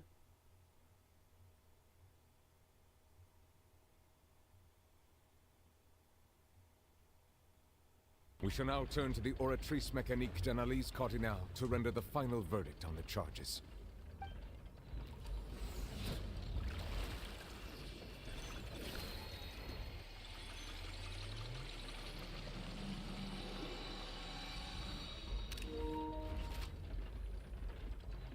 According to the judgment of the Oratrice Mécanique d'Analyse Cardinal, Furina is... Well, what's wrong? What's the Oratrice's verdict? It can't be. No. The Oratrice also displays a guilty verdict. Oh. Isn't that correct then? However, the exact wording of the verdict is thus. The Hydro Archon, guilty, to be punished via the death sentence. Oh! Oh! The death sentence? That's actually one of the available sentences? I've always thought that it was just a myth. The one and only time the death sentence has been handed out at the court, and it's been given to the very person we've worshipped as the god of justice? What an unexpected twist. Furina's been sentenced to death by the Oratrice? We just wanted to use the trial to show her the seriousness of things so she'd tell us the truth. How did things escalate this quickly? This outcome is indeed quite strange. According to Fontaine's current definitions of justice, as well as its recommendations for criminal sentences, is this sentence really appropriate for the crimes that have been committed? I mean, yeah. Even Vache wasn't sentenced to death by the Oratrice. You know, the real evil mastermind behind the serial disappearances case. What more strange is, instead of Fontaine, they said the Archon for being judgment of the... Hold on. Huh. Indeed. Not only is Furina's sentence overly excessive, the very point of our trial today was also to prove that Furina has never been the Hydro Archon in the first place. But now, the Oratrice seems to have deliberately invoked the title of the Hydro Archon. What does this mean? It means she don't have to get convicted to death. Excuse me, if I may interrupt. Is the trial still going? Fremine! You finally made it. I assume this means you've completed your mission? Mm-hmm. Any mission Father assigns to me will always be top priority. Bruh, he didn't. Is that the first prophecy slate? Huh. So the knave privately arranged for Fremine to try and find the missing slate. I looked everywhere and finally found it at the bottom of the sea. It took me a long time to get around some dangerous stretches of water. But has the trial already concluded? Then doesn't that mean I've come too late? Oh no. Father will be disappointed in me. Don't worry. The mystery hasn't been resolved yet. Thank you for your hard work, Mr. Fremine. Please allow me to review the record left on the slate. Traveler, I believe that you have already seen the other existing slates, and would like you to come here and confirm their contents.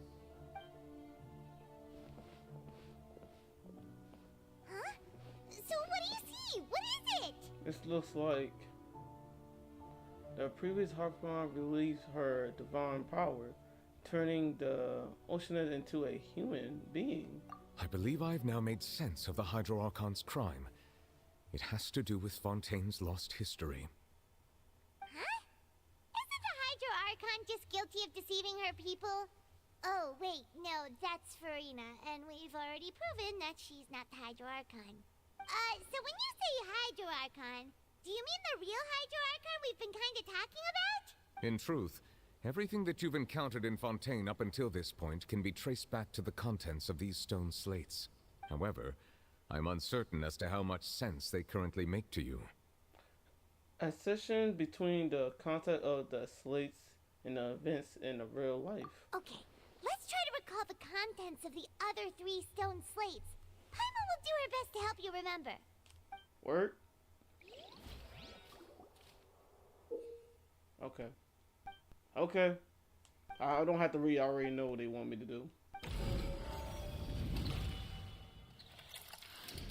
The first stone slate describes what you just said. It seems to show the previous Hydro Archon using her divine power, and then the Oceanids turn into humans. Does that mean that Fontainians are transformed Oceanids? Oh, Paimon wasn't expecting that.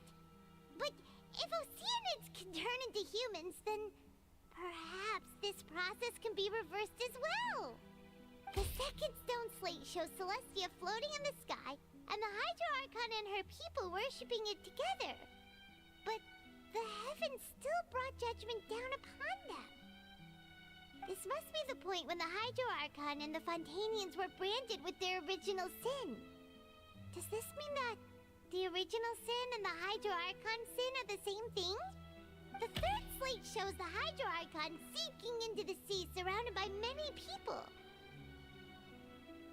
That reminds Paimon, didn't we also watch that happen to someone else? Well, the fourth slate is the prophecy the Fontainians have been talking about.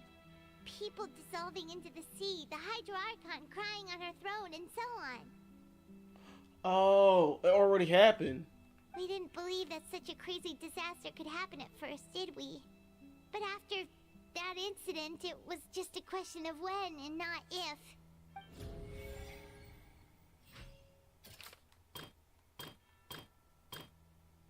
Verify the truth. Okay. I don't know about that truth. That... her. It's not as simple as falling into the sea. When Navia fell into the sea, her consciousness was subjected to judgment. The stone slates show the people gathered around the Hydro Archon in the sea. Could that be alluding to the same thing? The court just happened just now. That doesn't sound quite right. Sentence to death. That's not it? Alright, okay. Then, return. Here we go. It shows flood into the sky. Okay. Let's see, entered the thing. Okay, the hydro synthetic. Okay, that is not what I'm talking about. Okay. Alright. It's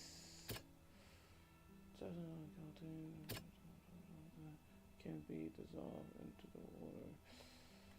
Either it's this or this. What? It's neither?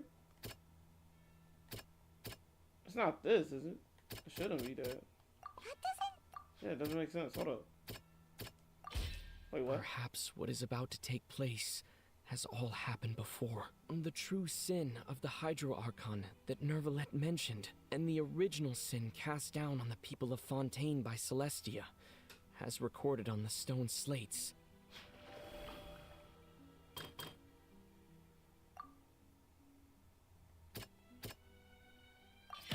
The prophecy from the stone slates found its way into society, but not many people believed it at first. The fortress of Meropide was nearly flooded with primordial seawater, which we know can cause Fontainians to dissolve. It seems increasingly likely that the prophecy may come true. If we hadn't dealt with it in time, things could have gone very badly.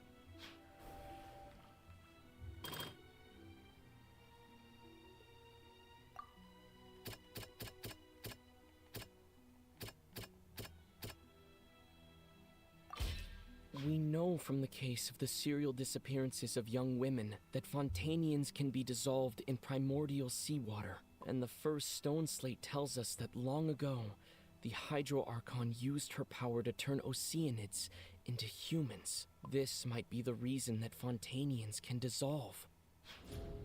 They'll dissolve into the primordial sea but won't cease to exist. Their essence will flow in the seawater, converge, and take the form of an Oceanid. The Hydro Archon was sentenced to death in court, shocking everyone present. Perhaps this means that her sin was actually Fontaine's original sin. Navia fell into the water inside those ruins, and she nearly dissolved. She was surrounded by the people of Poisson in a court within her consciousness, and was forced to take part in a trial meant to make her stay. The eruption of the primordial sea at the fortress of Meripede was the surest sign that the prophecy was about to come to pass no matter what. The stone slate's contents can all be verified by recent events. If we combine what we know together, loads of truths should come to light.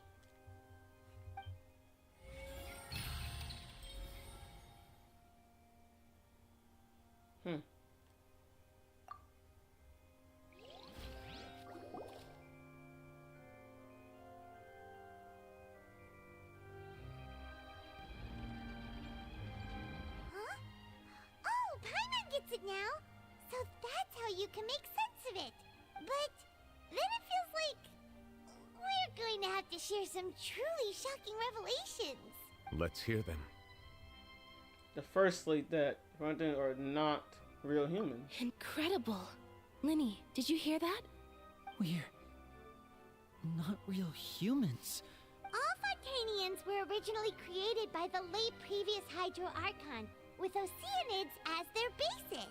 The evidence for that can be found in how only Fontanians could dissolve in primordial seawater, and how all the girls Vacher dissolved were also turned into Oceanids. Oh, and according to Navia, when she was about to get dissolved, she also saw everyone gathered around for a trial, all of them in the shape of Oceanids. Indeed. The second slate revealed that the crime of the Hydro Archon was her creating of the Frontanians from Oceanids. Yeah, and it follows from the content of the first slate that she probably angered Celestia by creating humans without prior permission. That could also explain why the Oratrice judged the Hydro Archon to be guilty. It's to account for that ancient sin. The Hydro Archon's true sin was creating us? And yet, after many hundreds of years, the Hydro Archon's creations have turned around to try to judge the Archon within the Opera Epiclese. The twists of history are often the most unexpected of all. The third slate is still convicted. I'm still convinced that it should come after the fourth slate. Yeah, isn't the image here just like when Navia fell into the sea? So wouldn't it be trying to show the image of the Hydro Archon also falling into the sea once the prophecy has been fulfilled in the fourth slate? The fourth slate depends on fulfillment of the prophecy of already willing no. In the end, the people will all be dissolved into the waters, and only the Hydro Archon will remain weeping on her throne. Only then will the sins of the people of Fontaine be washed away. Did Paimon get all that right? You've made some keen deductions. I must say, given how much you still don't know, it is impressive that you've already managed to connect so many pieces of the truth. However, while you were able to decode all the information on the slates, they've also been etched with an additional layer of hidden information using a different power source. When we were at the ruins, I tried to decipher the hidden information recorded in the slates. But since we only had 3 slates at the time, I was unable to come to a full conclusion. Now that the slate collection is complete, I shall make another attempt to decipher the narrative recorded within. If everything goes well, we should finally be informed of the unadulterated truth. Hmm.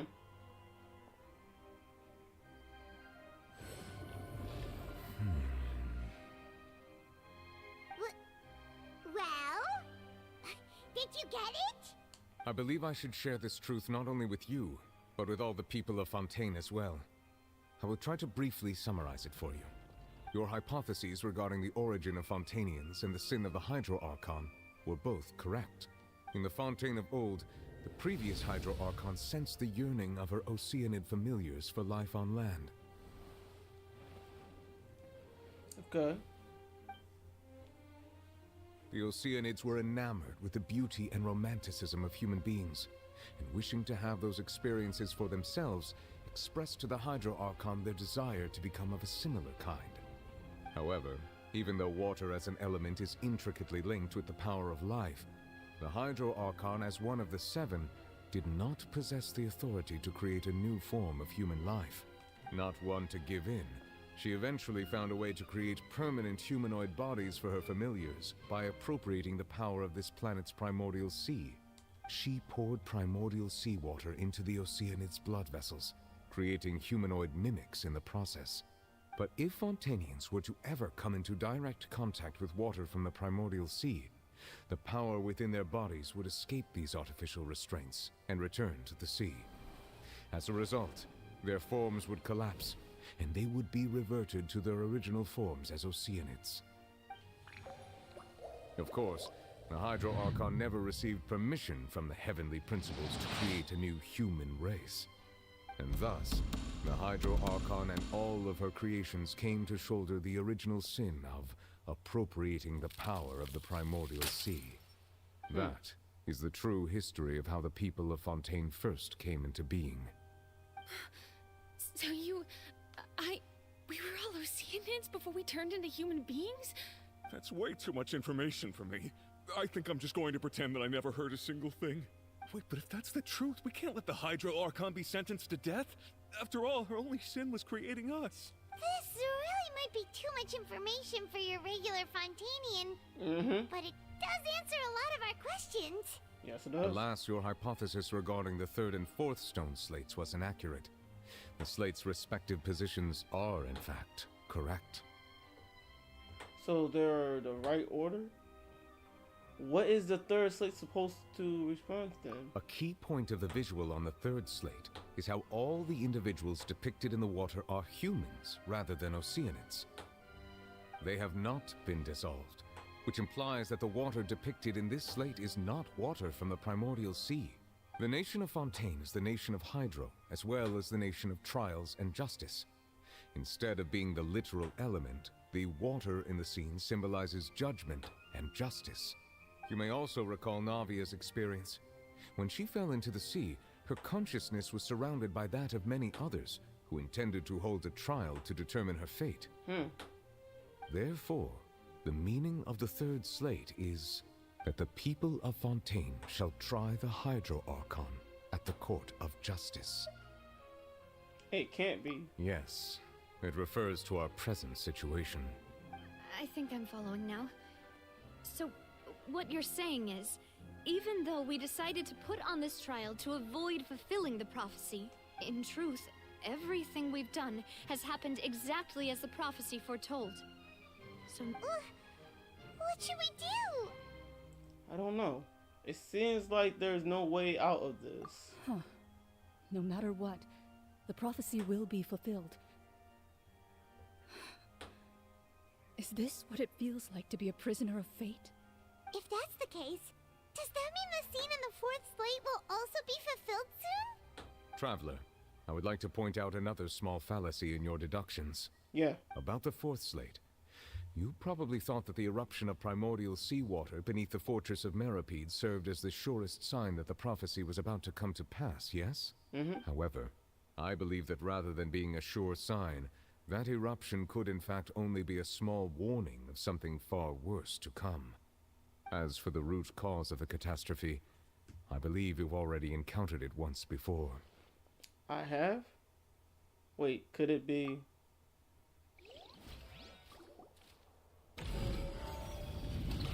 Oh, guess we're doing this again.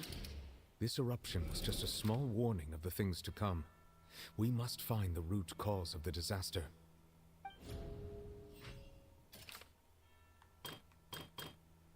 What just... Okay, just what is the true source of the... Currency? Okay. Don't know.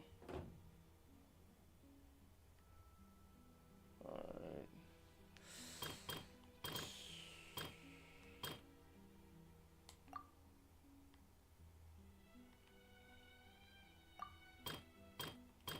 Oh, okay, cool.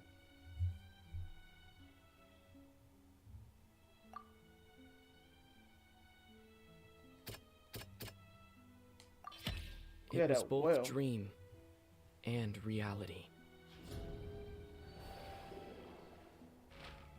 If we're talking about a true culprit, that could only be that thing inside the primordial sea, right?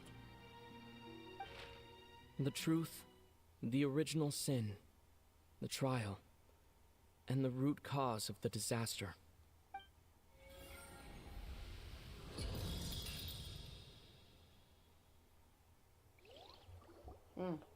Got real.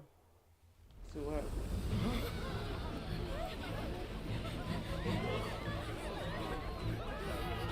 Are we about to fight a whale? I'm not ready for that.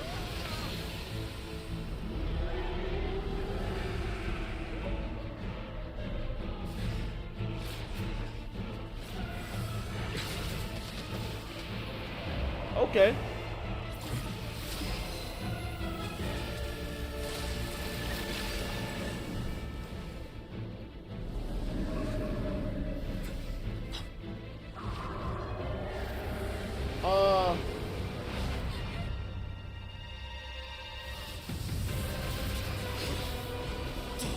Hey, it's a homie.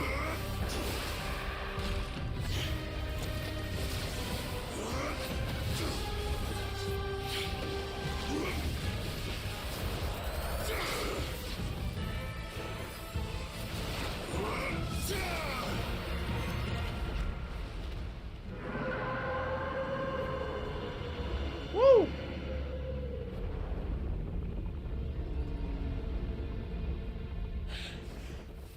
How long my man been fighting though? My man been going for a hot minute. Look at this Super Saiyan hair.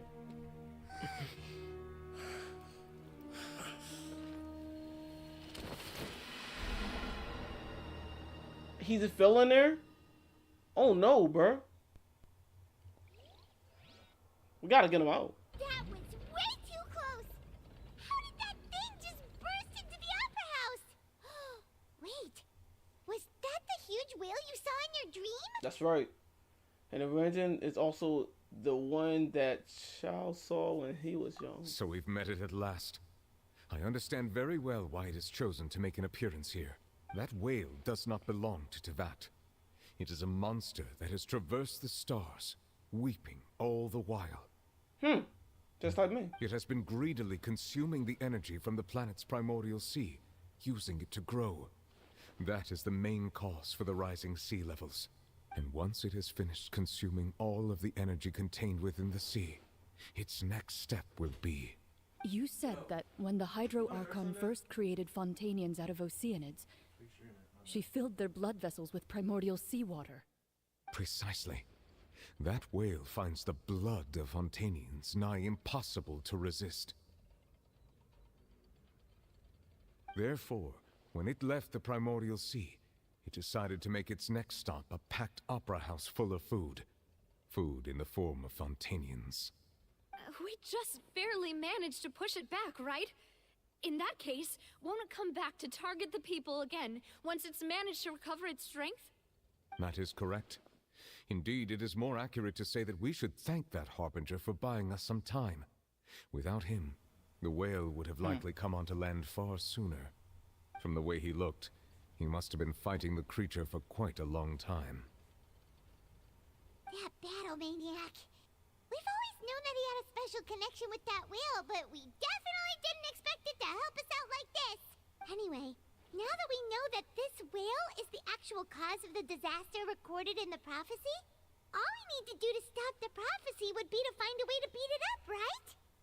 It is too late. What do you mean? It had already absorbed too much of the primordial sea's energy before we could notice it.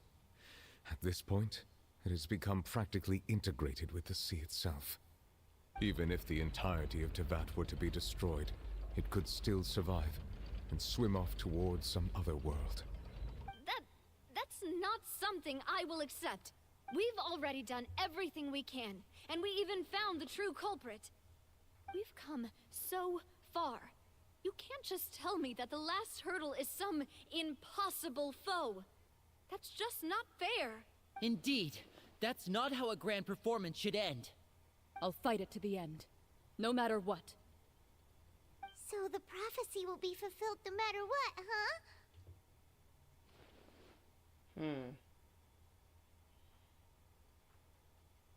The prophecy.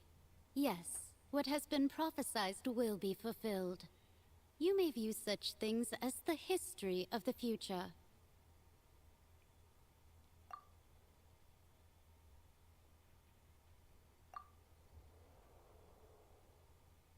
Dolphin. Just as prophecies are usually only the future as seen from the perspectives of the gods, could things be happening in hidden corners where the gods' gaze does not fall? Ultimately, fate shall serve as your only guide, no matter what will happen in Tevat's future. All you need to do is to play your part. Could it be the prophecy fulfilled? There will still be a way to save everyone. I didn't miss something. Did I miss something? I forgot the front. Was it the she wanted to say to me a real secret?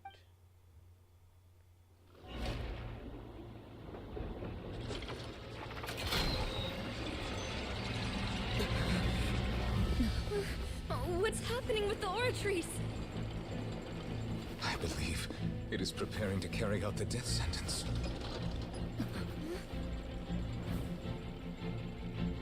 I forgot she was up there. Furina!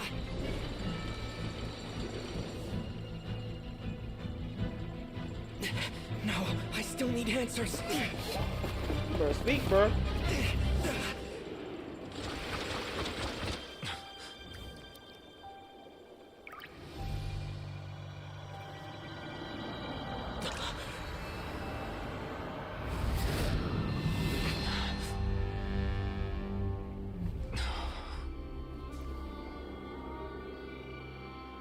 The heck is that?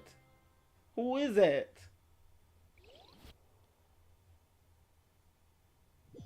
There's a lot going on, man. How long am I playing? 2 hours? Whoa. Bro, that's what I think it is? Oh, that's not what I think it is.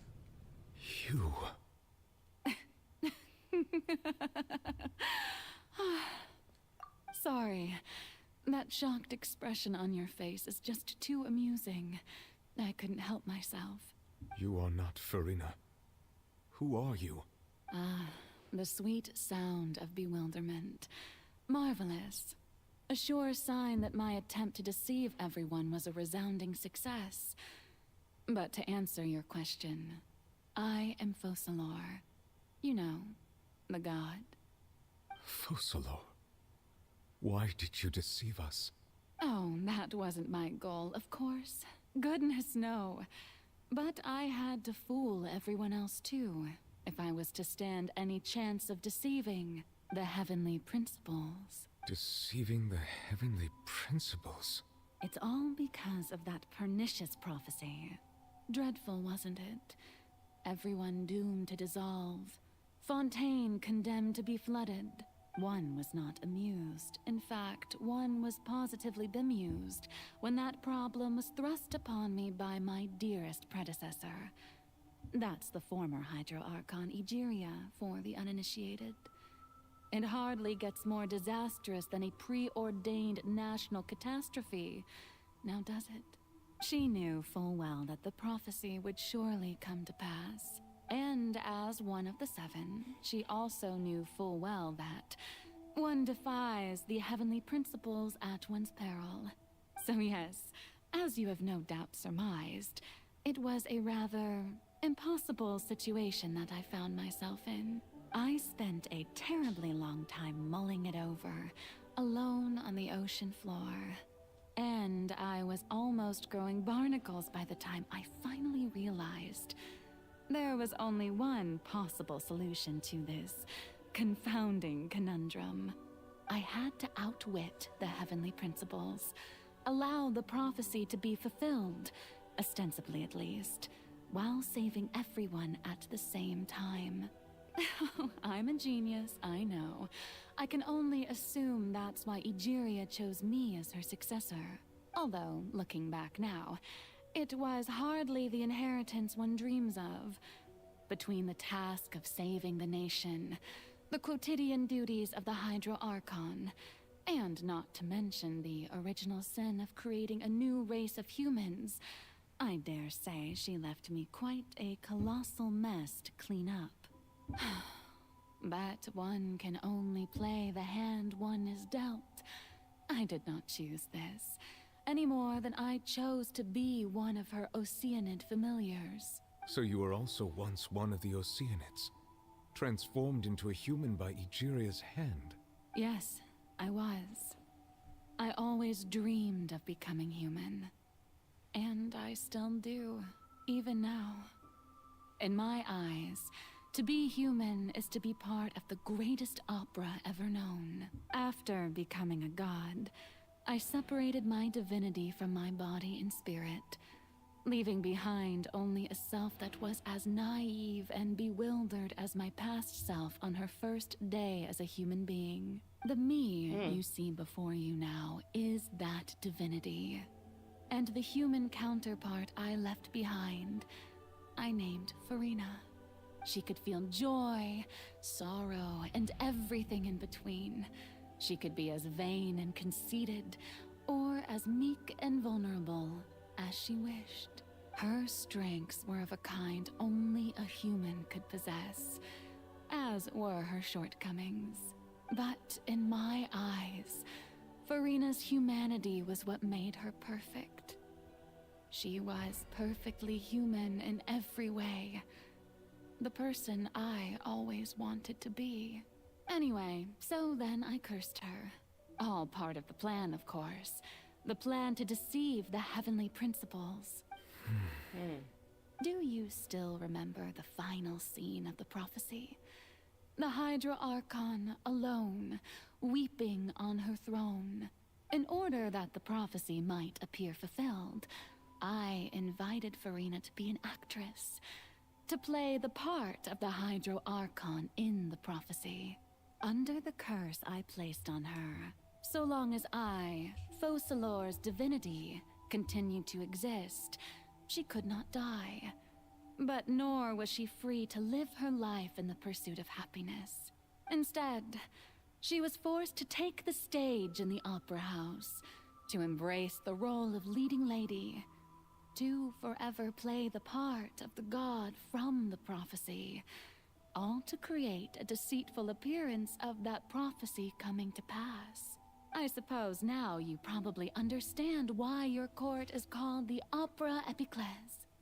But Furina is only human, isn't she? Even though she has had a long life, her mind is no stronger than that of any other ordinary human being. I cannot begin to fathom what she has had to endure. It must have been torture for her. It has indeed. And although she is, in a sense, me in human form, I most definitely owe her an apology for it.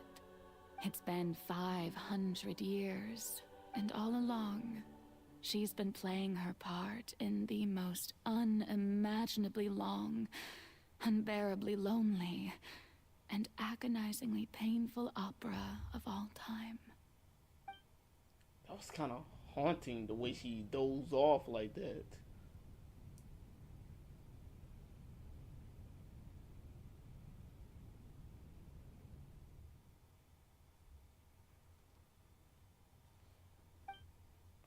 Separate the hydro.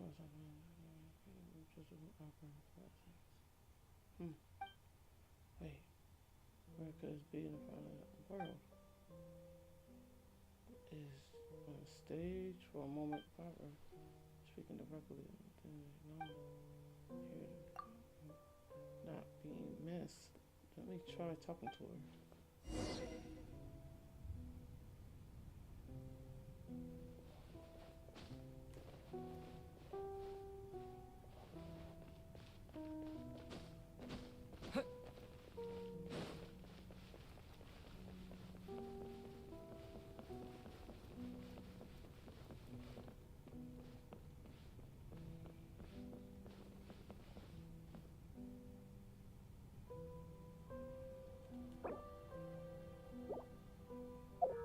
Hold up. Let me see if I can pull my camera out real quick. I kind of want to take a picture of this. T-pop.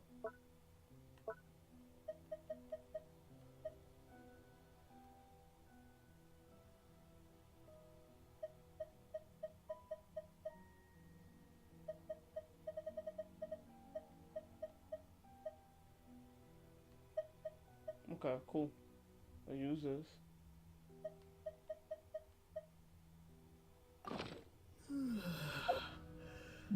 Oh, I can't use it? Oh, that sucks. Oh well.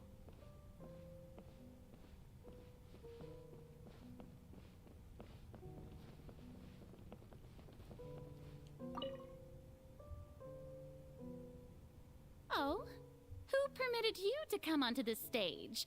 Now, I understand your admiration for my august self, but I must ask you to keep to the rules. Come on, it's me. All right. It is not my intent to reprimand you.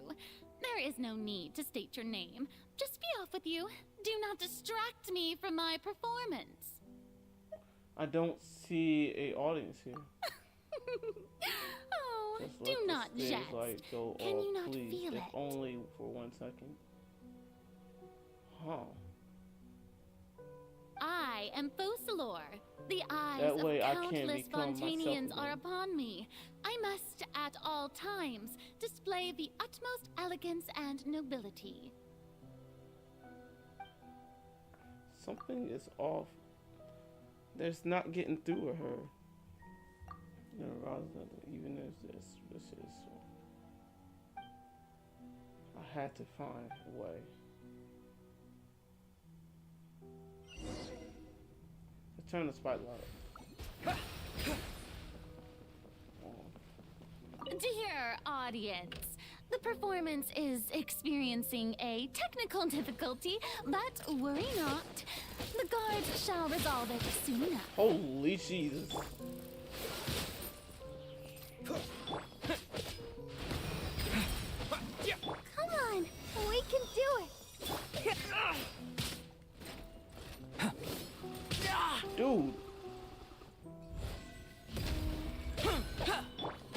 Go! Dodge this! Come on. Come on. Come on.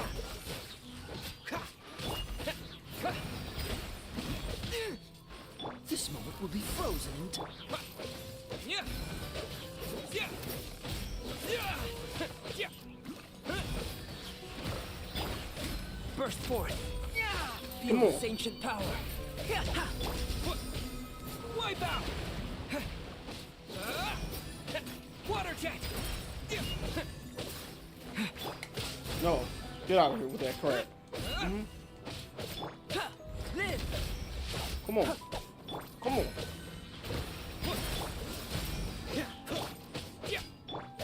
Burst forth.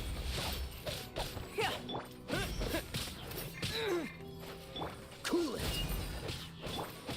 Water jet. Come on, man. Come on, man. Come on. Come on, man. Dodge Come on, man. this.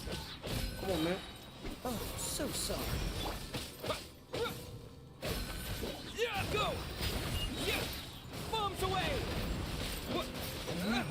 Yeah. Witness Good my night. great undertaking.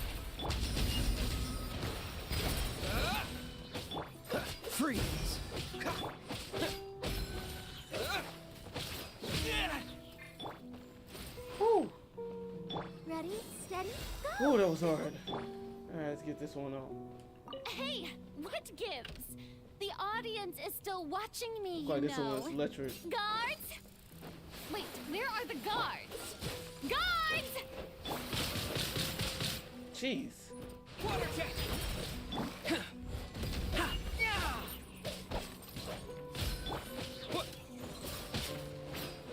Freeze! Get out of here, bro. Come on, man. Wipe out! Cool it! Come on, man. Don't get frostbite, dude. Come on, man. Come on, man. Live! Feel this ancient power.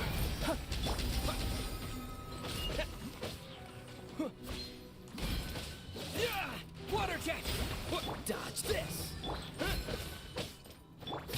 Burst forth! Back off, bro. Cool it!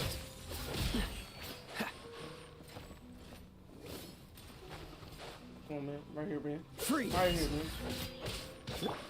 Live! Cool it!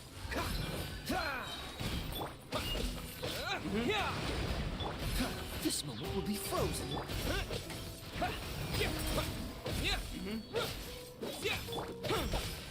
Burst forth! Witness my Get him great out of there. Get him out of undertaking! there. Dodge this! Water jet! Cool it!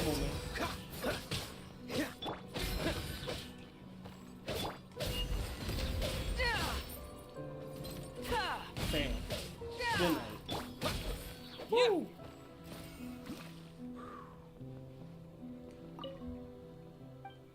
Okay. Okay. I just know I'm gonna fight another guy. I kinda don't feel like fighting this guy. But it is what it is. Let's get it. Turn this light off. Let's get it. Where you at? Oh, bet.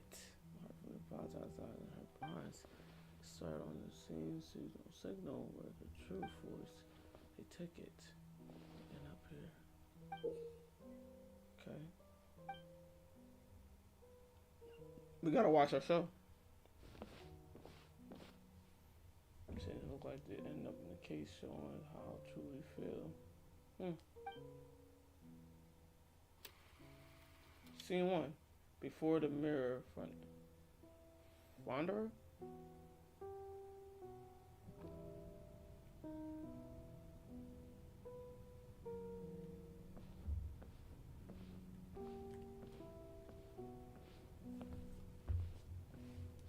Interesting.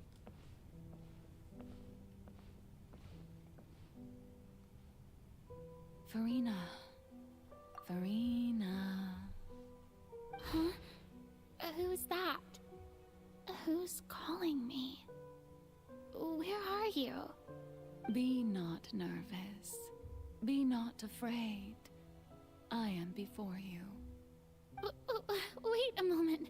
You're near me? How can this be? Mirror you, huh? You know what? That's not bad. Let's go with that. Mirror me? What do you wish to say? The prophecy. Have you heard of it? What prophecy? Wait. I know. I think. I don't know why, but it's in my head somehow. The people will all be dissolved into the waters, and only the Hydro Archon will remain, weeping on her throne. Only then will the sins of the people of Fontaine be washed away. Oh, very good. You know it well. What's going on? I can't seem to remember anything clearly. The only thing I know for sure is this prophecy. Will it really come to pass? Yes, it will. And that is why I've come to you. Disaster will come to Fontaine sooner or later. Things will develop just as the prophecy declared. There is no escaping it.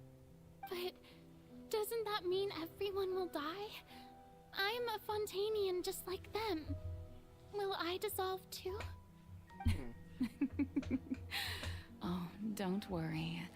Magical meetings exist in this world precisely to give people a chance to turn things around.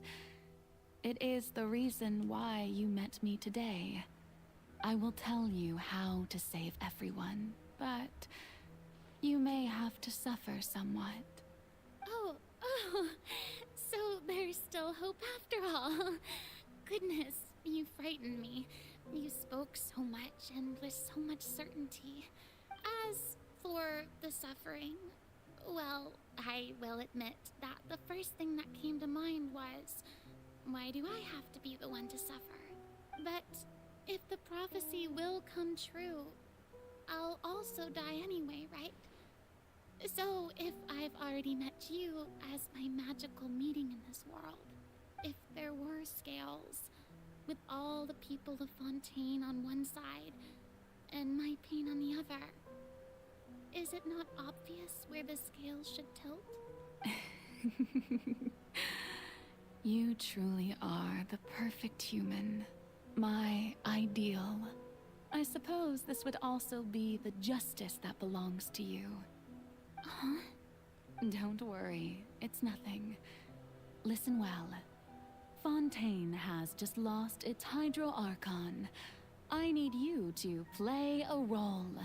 That of the new Archon. Play as a god? That's right. You must begin a never-ending masquerade. You must never let anyone suspect your identity. If you can keep it up, then I shall have my way of defying this prophecy. But should your identity be revealed, then all hope will be lost. But how will I do this? A human assuming the role of a god without being exposed. Don't worry. What you must do is not to turn yourself into a real god.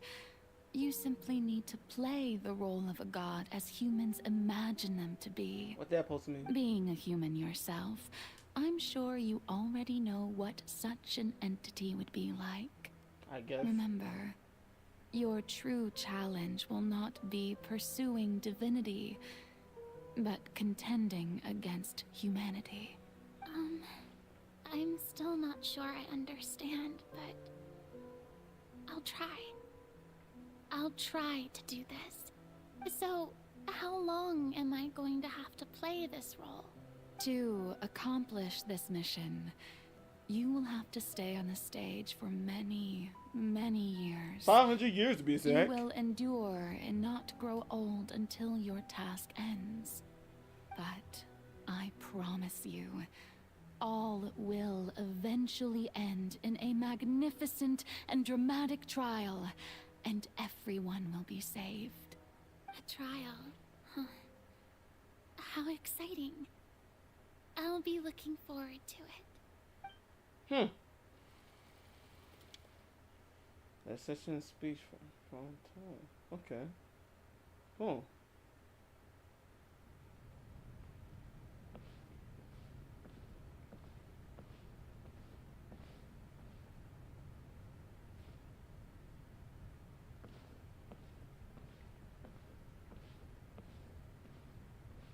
She didn't walk so slow, man.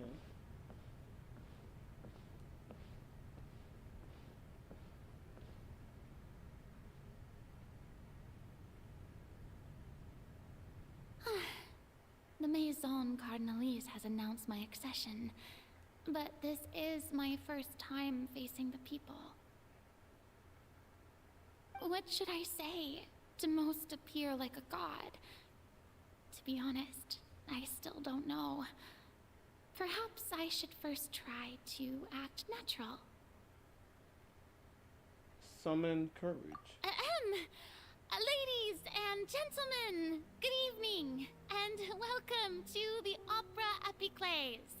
I'm sure you've all heard about how I have taken on the role of Hydro Archon. Indeed, I am Furina de Fontaine, your new Archon. Pure Ernest. In truth, I know little about becoming a nation's new god, but it will be my honor to guide you all. As the god Focalor, the god of justice, I shall do all within my power to lead you into an age of fairness and justice. Close politely? Once again, thank you all for coming. If you should have any questions or suggestions, please send them to the Maison Cardinalise. The future of Fontaine will require us to work together, after all. This should do it. I thought I might stammer, but thankfully, I was able to convey my thoughts just fine. Okay, and next. That's the new Hydro Archon. Is this some kind of joke by the Maison? I would have thought that a being that surpasses humanity would be a bit more assertive. Hey, did you hear that? She even told us to send her suggestions there at the end. Shouldn't gods be all-powerful? She's being so modest. What's the difference between her and an ordinary person, then? If you ask me, perhaps the succession didn't actually happen. She might just be a Maison-back puppet. Wait, what's going on? Why is everyone suspecting me of being a fake? Oh, this is bad. If I get exposed here, there'll be no saving the people from the prophecy. Right. Mirmi said that I just need to play the role of a god as humans imagine them to be. Calm down, Furina. Think. What do the people want? How would they imagine a god to speak and act? Assertive, with a strong sense of presence. One who can dispel all doubt. That is the character I'm fated to play.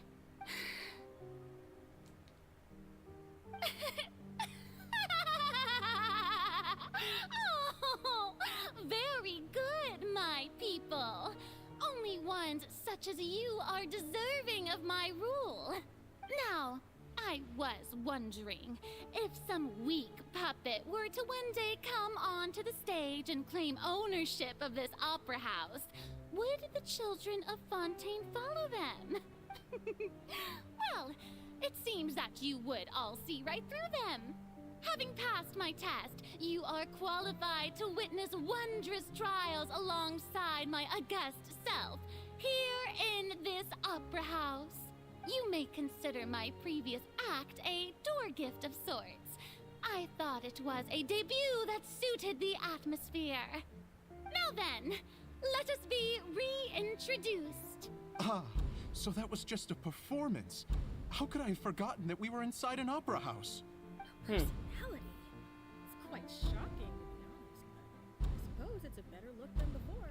So it was better looking before. Fascinating and bold deity. How wonderful. Our future may yet be bright after all. It seems I've turned them around. Best follow this flow and restart my accession speech. Start off with convince. Summon courage. My dear people, whether you acknowledge me or not, whether you trust me or nay, I say to you, keep faith in your ardor for justice. We have heard it said that this nation's sins can no longer be washed away. Well, I say that justice is most fragrant when it blooms amid sin. Turn up the drama. The scales of justice should not weigh heavy in the hands of its god. On one side, it must carry fairness and justice. And on the other, praise and applause. May law be the prayer on our lips. May judgment be our worship. Let us light the fires and drink to the future of Fontaine. There is no trouble in this world that justice cannot solve. All that is needed is for you, my people, to believe in it, heart and soul. So long as I, the Archon Focalor, stand within the Opera Epiclese, so long as I stand before the Oratrice, I shall even judge the gods of this world!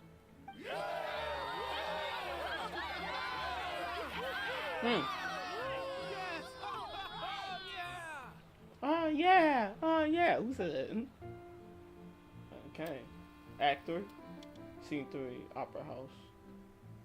Okay.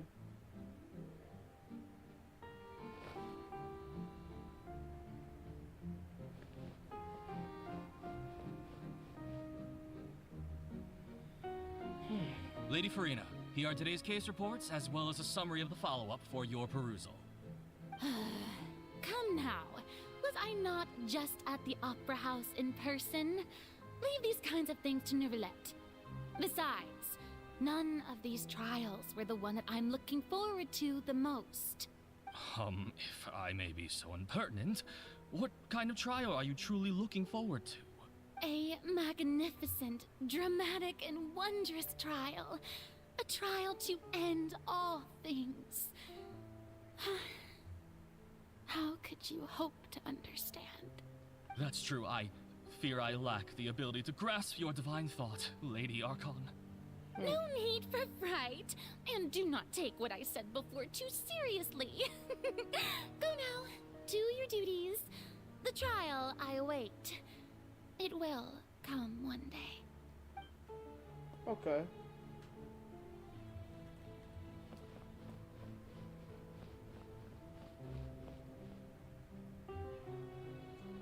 Lady Furina, I don't know what to say. Thank you for agreeing to see me. No need to thank me. Or rather, thank your own sense of perseverance instead. Long have you stood in line to meet me, have you not? Oh, I'm afraid that's just an inevitable consequence of my divine charm. All right. Deoteria, is it? How is your son's illness? You remembered me, and you knew of my family, too. He is doing much better now.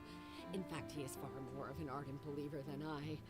He was the one who forced me to seek an audience with you, and to bring your words back to him. Oh, good. Very good. If this should happen again in the future, please do not hesitate to come and tell me. Going down to citizens' homes every so often, while not usual practice, should serve as a fine change of pace. You're such a gentle and wise god. Thank you once again, on behalf of my son. Okay.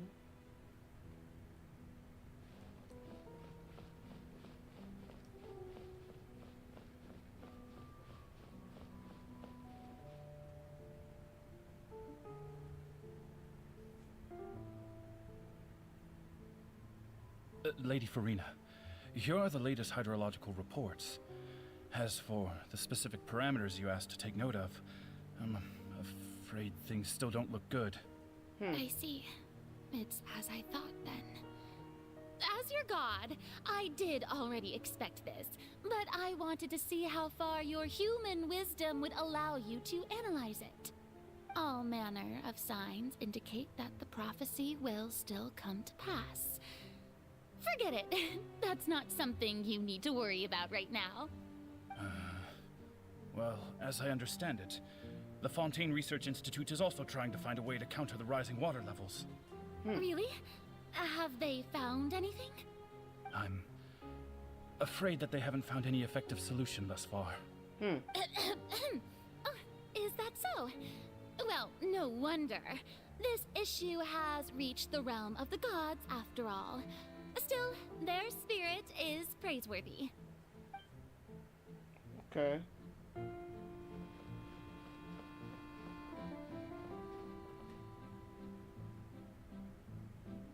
The day is finally over. I haven't had a moment to breathe this whole time. But it's good to see that everything's getting on track. There are no longer any voices of suspicion. Maybe this is fine. I just need to keep going, and everyone will be saved. Furina, don't think too hard about this. You need rest. Tomorrow's a new day. Scene 4, Upper House. Okay. Lady Furina, here are the new trial reports for the latest cases, as well as a summary of the follow-up. There'll be no need for that. I've seen them already. There's no need to go back over scenes I've witnessed in person before. Lady Furina, I've waited so long for this chance to see you in this manner. Indeed, my dear, loyal citizen. This joyous moment is an honor for us both. Lady Furina, we're detecting significant hydrological anomalies near Poisson. Dang. Understood. Keep monitoring. Keep me informed should anything come up at the Institute. It's been a cycle. I don't think I let anything slip today. I must show the people that there is nothing to worry about. I just don't know when these days will end. I feel utterly exhausted. Best to rest early today, too.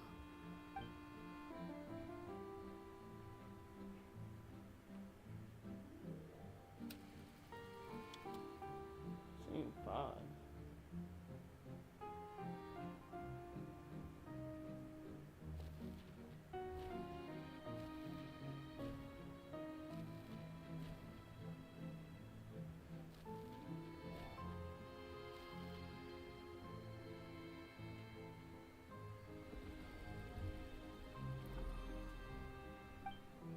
Scene 1. Oh, jeez. Lady Furina, it's like a dream being able to speak with you up close like this. I've heard that the first member of our family who was honored to receive an audience with you was Madame Dioteria, almost 20 generations ago. And what a fine family yours is indeed. It brings me great joy to meet such a faithful believer, a descendant of a line most ardent. Surely you exaggerate, Lady Furina. My lady? What is it, good citizen? Oh, are you crying? Uh-huh. Oh, really now? I didn't even notice. This must be the overflow of hydro from my person. Well, can't quite help being the god whose dominion is the waters, can I? No wonder. No wonder. A manifestation of your power, then. Oh, Archon, I am honored to have witnessed it. Honored indeed. That is painful to see, man. It's gonna keep going with the scene. She breaking down. Interminable.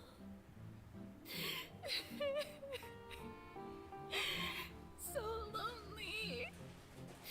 Just how much longer? Hundreds of years must have passed by now. Perhaps the show must go on for hundreds more. I never imagined that it would hurt so much. Have I reached my limit? No. Perhaps I reached it long ago. Today I didn't even notice my own tears. I want to tell someone, anyone, about this. But would that not destroy all I've done so far? I've conducted so many investigations across the centuries, but there's not even a sliver of hope that we might break the prophecy. All I can do is keep heart. I must maintain this act. It is the only way to save Fontaine. Please, mirror me. You have to succeed. Jeez, man. Fontaine and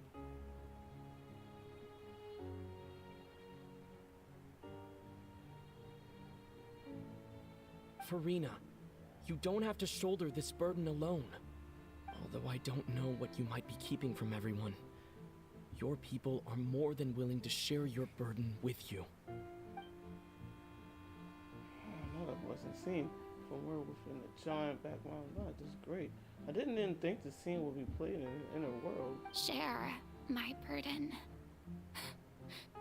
That's impossible. It was fated right from the start that this would be my duty alone.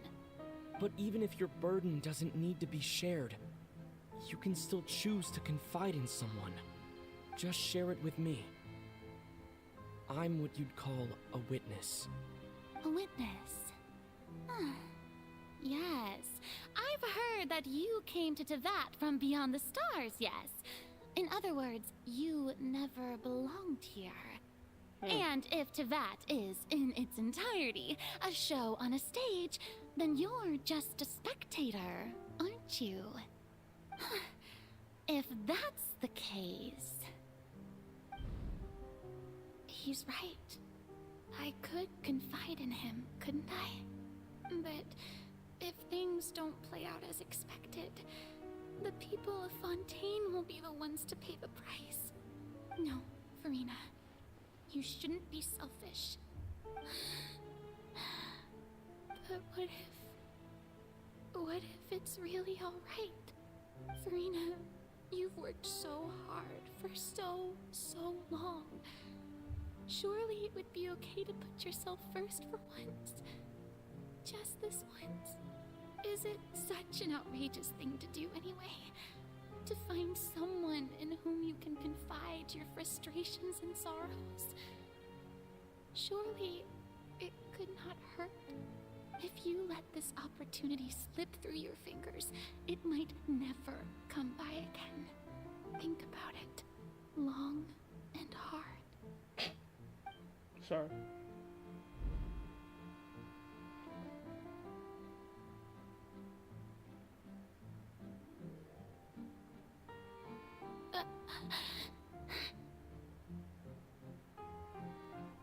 No, I have nothing to say. Hey, how you doing? I am Furina, the Archon of Fontaine. Everything will surely get better. All you need to do, dear spectator, is to witness my performance until the curtains fall. Jeez. Dang, she chooses the people over herself.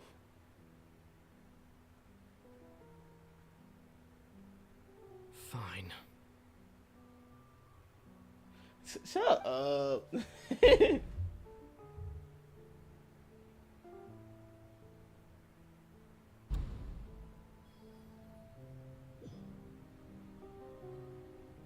That did not make me feel good seeing that, though. The truth? You've never once let her in on the full plan? Yes, it had to be done. To deceive the heavenly principles, you must first deceive yourself. Pretty good, She pretty did good. very well. If she had let her resolve falter even once in these 5 centuries, okay? Fontaine would have been doomed to the most tragic fate. It seems that trusting humanity was the right decision after all. I believe that I understand how your deception works. But that is only half the truth, is it not? How would you build on this foundation to save the people of Fontaine? That is the most important thing. Yes, it is. Ah, good. Of course, the Udex of Fontaine has pinpointed the crux of the issue. I'm sure you've long sensed that the Oratrice is no simple machine, yes? I've always suspected that it had its own consciousness. And Lenny did mention that he heard a human voice within the core Hopefully you're feeling chamber. better, though. For It now seems Hopefully that you're feeling that better. person was you, hidden within the machine all along. Am I right? And then I became one with the Oratrice, taking Fontaine's gnosis with me. Yo, that Yes, makes so much sense with that it guy would seem told so, earlier. wouldn't it? Alas, your understanding of this device still lacks sufficient depth. In truth, it is no enactor of justice. It is, in fact, a device created to kill the god of justice. I beg your pardon? Oh, you have it. And to be more precise, not only will the Oratrice take down the god of justice, it will also take down the divine throne upon which she has been placed. That's good. I mean, did you think I would be the sort to enjoy peaceful repose while Furina suffered? My work over these last 500 years has been to constantly accumulate indemnitium within the Oratrice. But really, some have already discovered that only a small fraction of the energy generated by the device was ever used to provide power to Fontaine. The vast majority had to be accumulated to enact this death sentence. It was all a part of your plan then? Both the trial and the sentence? Indeed. This power, accrued over 5 centuries, could have sustained Fontainians for millennia had it only been used for that purpose. Almost all of it has now been stored within the Oratrice. But only power of this magnitude could hope to destroy the Hydro Archon's divine throne, shaking the rules established by Celestia and breaking through the institution that is the Seven. So the Oratrice's call for death was for neither Furina nor Focalor, but for the Hydro Archon. The destruction of that divine throne. If I do not misunderstand your intent, you must be... returning what's rightfully yours to you, of course. In other words, this was all done to return the authority of the Hydro Archon to the Hydro Dragon of this planet. But...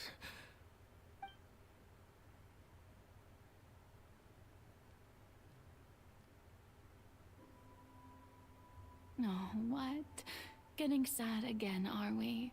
The authority of the ancient dragons shall soon be yours once more, O Hydro Dragon Sovereign. And this is the face you make. All you've done throughout the years is just so you can sacrifice yourself at the very end. I've never quite seen it that way, you know. Even now, I'm quite pleased at how well my deception worked.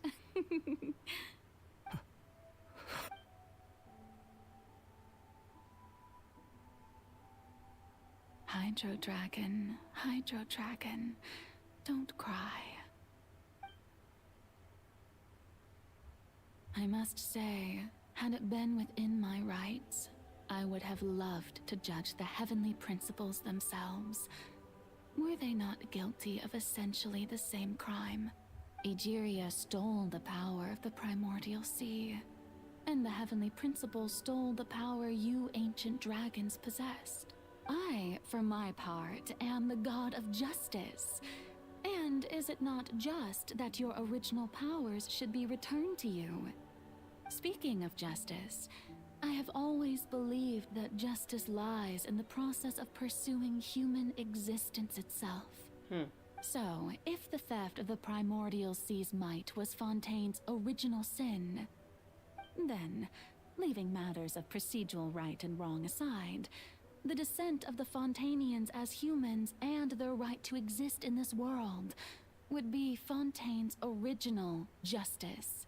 In other words, existence was Egeria's justice, and to me, justice is the continuation of that existence.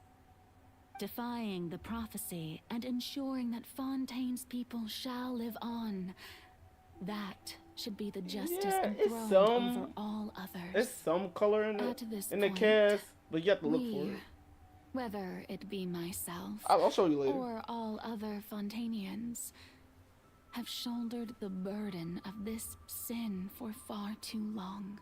Iudex Nervillet, the highest judge in our land, when you regain your full power as an elemental sovereign, What verdict shall you pass upon us?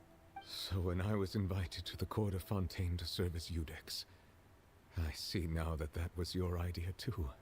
At last. I now understand the true purpose behind this position. In the beginning, I was uninterested in human existence. But these 5 centuries of living alongside them have gradually brought about mutual understanding between us. And I have even attempted to feel as they feel. You are a devious one, Focalor. Things being as they are. Surely you know that I could never declare them to be guilty.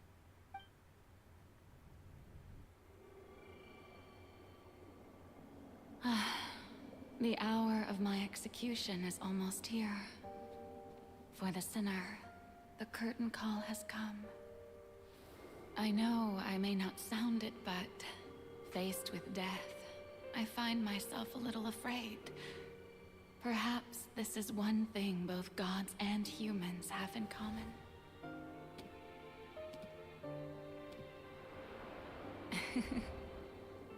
Farewell, Nervalette. I hope you've enjoyed the part you played these 500 years.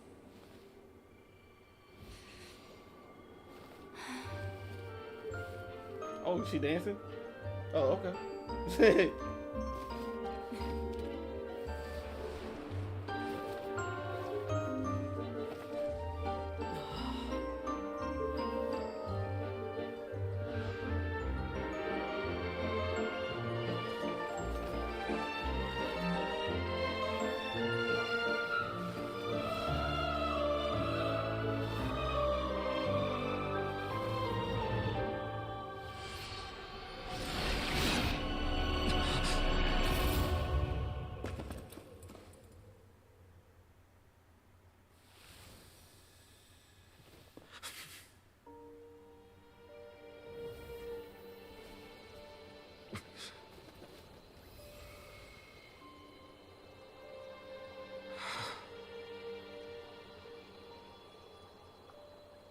Dang.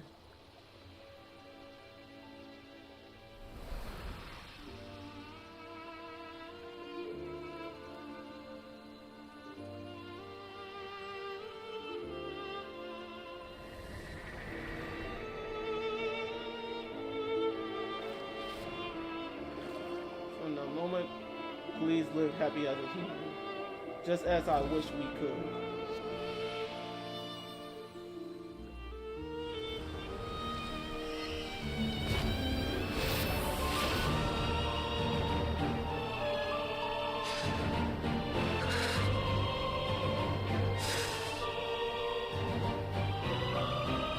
I, Eudex Nervalette, hereby declare,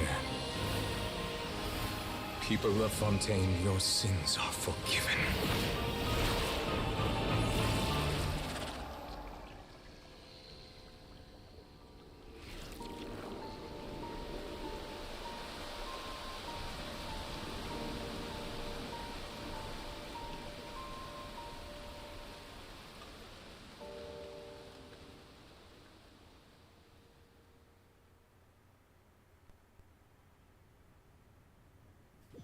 They be killing with the music, man. They be killing it with the music. What just happened? Has the death sentence been carried out? Was that bright light some sort of misdirection? I have a feeling that something huge just happened. But since we're all still alive, it's a long and haven't been story. dissolved, I assume whatever happened was good for us. It's time to end this. We must mete out punishment to that beast. It's kind of like a MMO, so yeah, kind of. I have gained the strength sufficient to deal with it. Through certain means, I now have the ability to separate the power of the Primordial Sea from that creature. Oh, bet. We should seize the opportunity to pursue our quarry. You attain power? Traveler, now that the oratories can no longer function, I require an executor to help me mete out justice. The root of the calamities befalling Fontaine. The beast that enacts the prophecy. Its name is the all-devouring Narwhal. Come with me, traveler. The hour of execution has come. And after all that, they're gonna make me fight this giant whale. Oh, this looks dope though. Yo, don't it look like a whale from Avatar from the second movie? Oh man, I'm not gonna like this. Ooh, I can put that on my controller. But how are we going to do that? I don't know. I've already done my best to separate the power of the primordial sea from the whale. Considering the size of the beast, I cannot reach the power source. Unless we can find a way to attack it from within. We shall share a part of the ancient dragon's power with you. We shall look for an opening together. Yeah, I don't know how to fight this thing at all.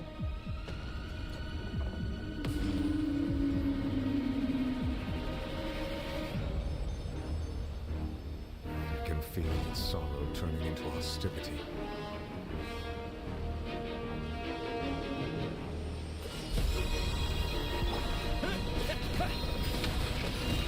Holy crap, that hurt a lot. Oh, Jesus.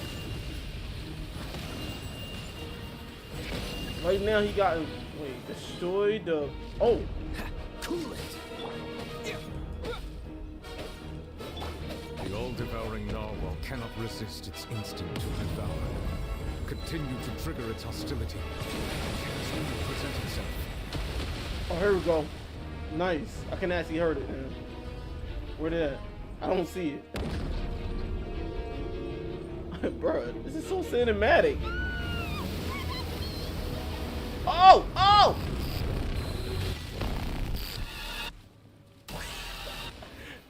Oh, what? What? What is going on right now? Oh, so soft. Back off her. Ready, steady, go!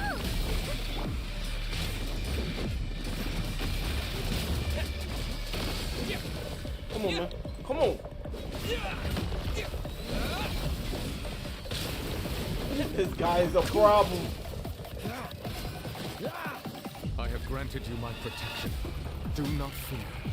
Seize the moment and use my power to suppress its roots from within.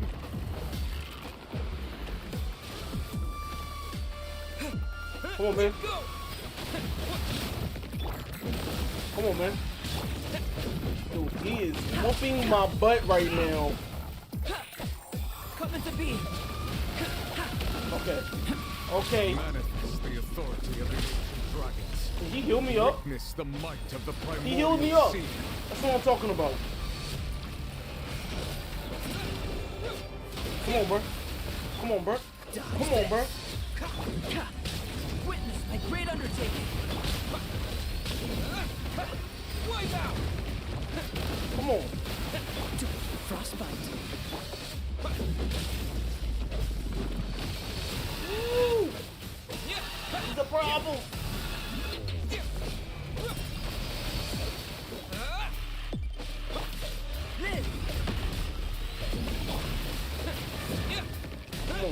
Come on. Come on.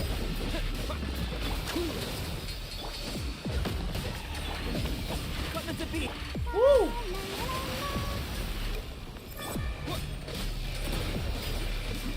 Ooh, that was a lot of damage. Talking about.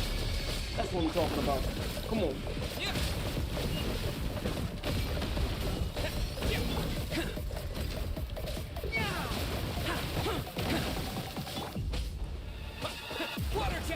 Come on.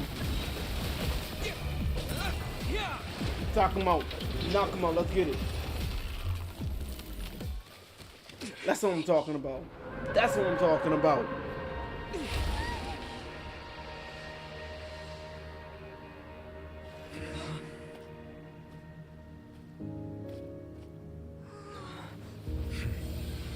Take that water out. Take that water out. Hey.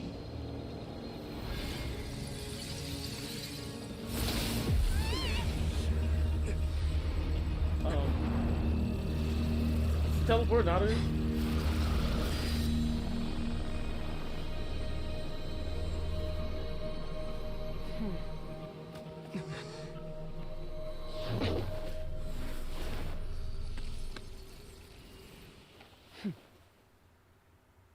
I got a question. What just happened? Thanks for helping with the cleanup. It should have been my job, but... oh well. It was just supposed to be a short private training session for me. I didn't think that my disciple and my master's pet would start brawling in the meantime. What? Well, actually, I had a feeling that it would happen at some point, but they bumped into one another earlier than I thought. What a blunder. I suppose I'll have to swing my sword 3 million times as penance. Disciple? That power. Who are you exactly? Hyman has an idea. From what she said earlier, she must be Child's master. Skirk, right? It's just that he gave us the impression that she was the less talkative person.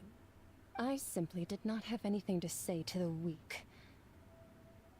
But you, on the other hand, managed to defeat the all-devouring narwhal without using power from beyond this world.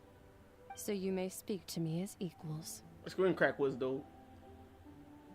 What sort of person would take all divine neurons at a pet? I have to agree. It's a strange use of a planet's primordial waters just to raise an all-devouring narwhal. That kind of power is wasted on it. It's not cooperative. It eats too much. And I have more important things to do with my time than pet sitting. The only thing that creature has going for it is its looks. I've been trying to tell my cat the same thing. All in all, it's not my cat though. As a pet. My roommate cat. Oh my goodness, my boy cat. Miss Skirk, I think you might have missed the point. The point being? Well, being that this pet almost destroyed an entire nation. So what sort of person is your master? Well, Child's master's master. Wait, is that right? Right. Wait, is that right? So you don't know him. Sorry, I assumed you did. Wait, what? What you mean by that? His name is Sertologi. Who? I am unfamiliar with that name. Huh. So Master isn't sufficiently famous. How should I describe him then? Have you heard of the name The Fowl? Why did I read as fool? The Fowl? That's your cat Still too. Nothing? Kind of. How about the Visionary? Vetterfulnir then? Or Gold Rhine-daughter? He is clean. Ooh, that one we've heard. Rhine-daughter's part of the I house. guess. Farm, right? Oh, so you do know that name. To be honest, I also heard all of those names and titles from my master. I don't actually know them either. But I suppose you understand now, yes? My master is likely a similar sort to Rhine-daughter. They are both pursuing some form of perfection. Wait, didn't you also mention a visionary person? Hyman didn't quite catch their name. Actually, never mind that. I believe it expedient to inform you that the all-devouring narwhal used up nearly all its strength fighting you. Such roiling hydro energies will prove difficult for the planet's deep seas to digest. As such, the fontaine back on the surface has most likely been thrown into chaos. In other words, the prophecy that you've been fretting over should now be in full swing. What? No, so a little to be surprised about Pramon. It's in nature, after all, the prophecy will certainly come true. However... Not to worry. Focalor has already managed to deceive the heavenly principles. In the end, the people will all be dissolved into the waters, and only Furina will remain, weeping on her throne.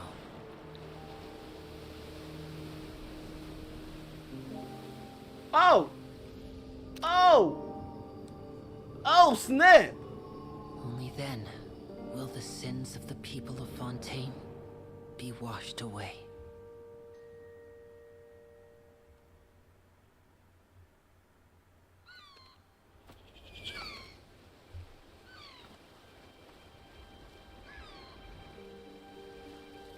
Oh, jeez. waves, man. It flooded the whole place.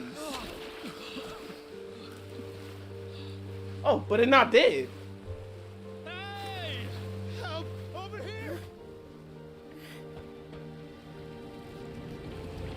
Oh, snap. He actually made him truly human.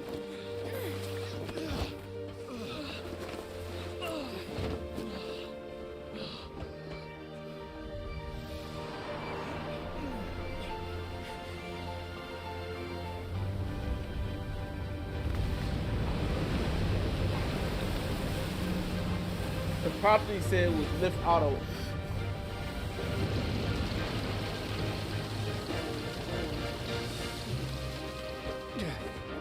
All hands, initiate emergency rescue.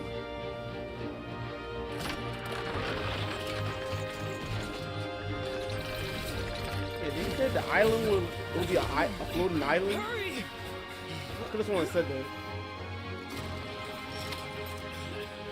Hey, lend a hand.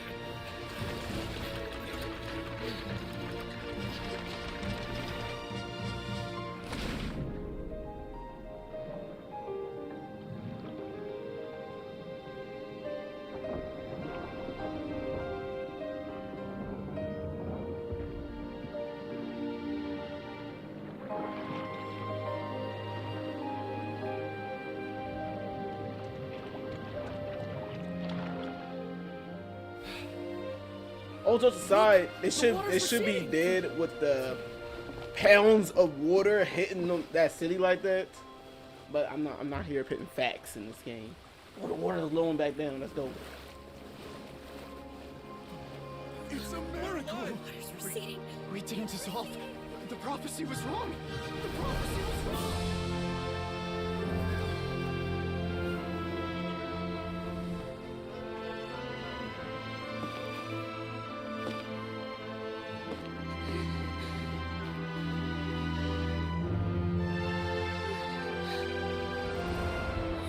Are you alright? We're safe. The prophecy was wrong.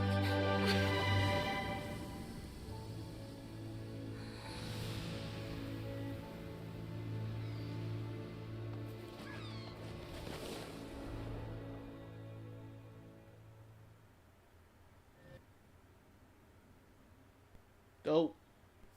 Dope. The soul renewed. The Furina di Rasula tax post-disaster rebuilding.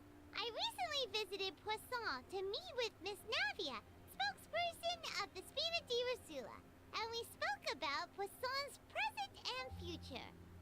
Old soil can still give birth to new bloom, Miss Navia stated. Hope is like seeing a small cookie when you're starving late at night. You just need a little of it. Skyship Winglet, Lunar Brain of the Fontaine Research Institute. The various disputes that have arisen on account of Mr. Edwin have suddenly become a shield over the Institute, with Jurier turning out to be a once overlooked hidden gem. Not gonna lie, I'm really loving this vibe right now. Dude, this game's like to surprise me with stuff. People always call the first researcher mad, but few know what to call the second.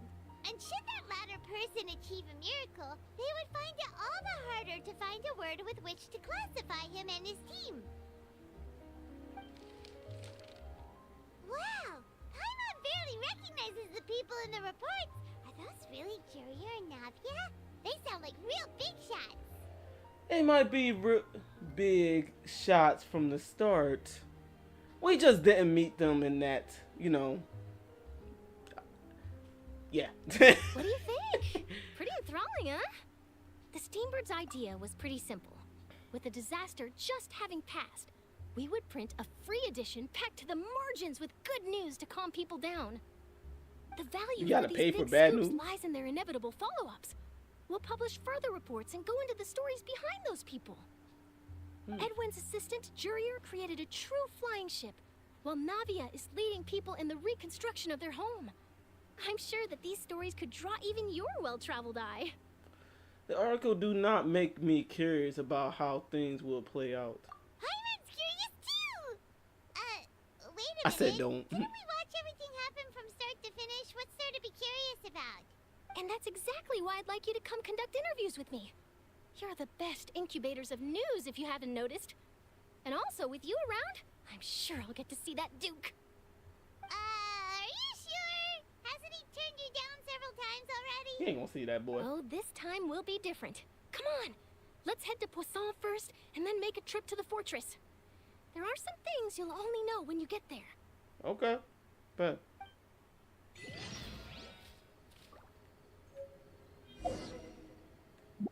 What the heck is that? What is that? Tears among the stars. I don't know what that is. Hold up, what is it?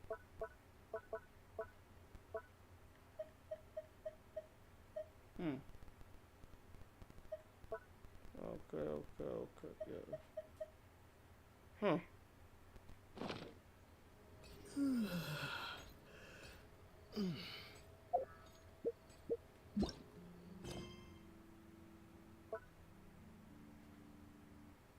Final.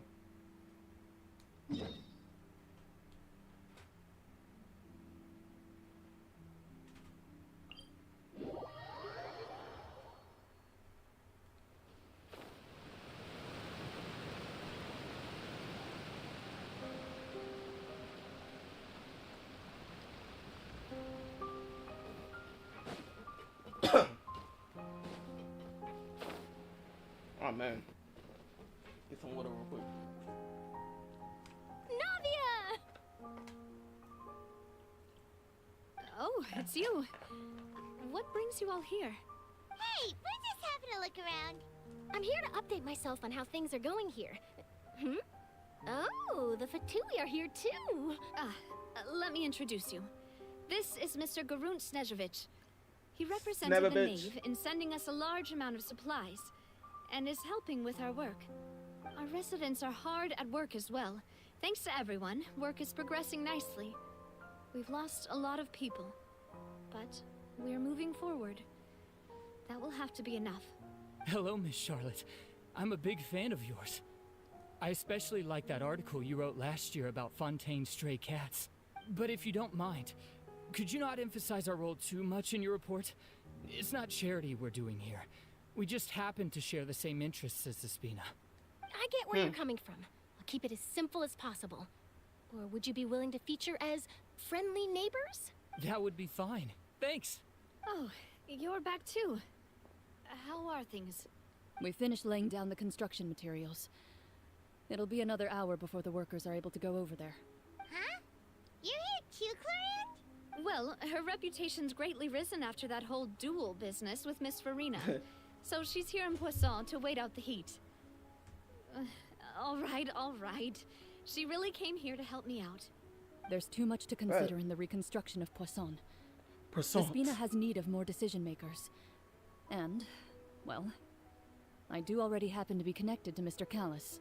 Oh, wait just a moment. Do you mind me asking a few questions? You know, about how you felt before the duel, about what it was like facing down a god. There's lots of exciting material there, I bet. Forget it. I'm sure you can find a better theme than that, Miss Charlotte. I see you're the same as always. Couldn't you do me a favor, for Navia's sake? Well, if we're talking about doing things for my sake, you might as well just take a few more photos of me. Or of the Traveler. It's better than wasting time persuading Florent at any rate. Of course I will. I'm not gonna let him off that easy. All right, then everyone who wants to be in the photo, gather up. And smile.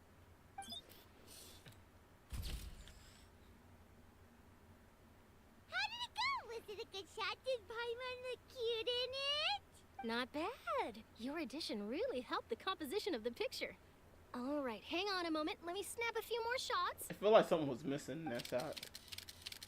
Not to be judgmental. All right, that should do it. I'll be back here later anyway, so let's call it a day. Let's go a day.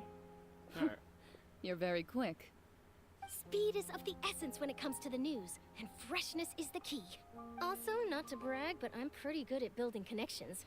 Who knows? I might eventually get that interview with you after all, Miss Clarand. Wow, you really do have that never say die spirit. I'm impressed. I'll hazard a guess that this is how you got that interview at the Fortress of Meripede. You already knew she was going. Whoa, you're well informed. Let me make a guess too. I asked Sigewinne, who told Monsieur Nervillette, and he told you, right? That's a very complete information chain. In truth, all Monsieur Neuvillette asked me was, when did the fortress become so friendly towards the media? I told him that it was best not to speak too soon. There's no guarantee that Ridesley will make a personal appearance. You're right. I've got to treasure every moment I have with them. In which case, I'll be making a move first. Stay safe now. And tell me if you hear anything interesting. I'll treat you to afternoon tea in exchange. Oh, hey, I'm down for some tea, you feel me? Some tea on me. Tea on me, you feel me? Stop playing. Alright, okay. You back over here? Oh, dang, you're over here.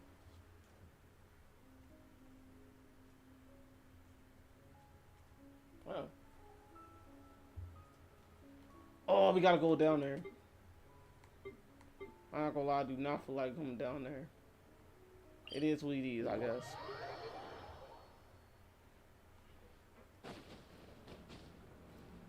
Woo!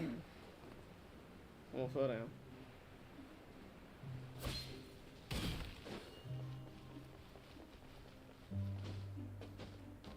I gotta say, I very much enjoyed this side of the story, man. This story was fire. Wow, guess we're here again, huh? There's a real nostalgic feeling to this place. Looks like you've been missing us. Duke! Did you come all the way to the entrance to greet us? Of course.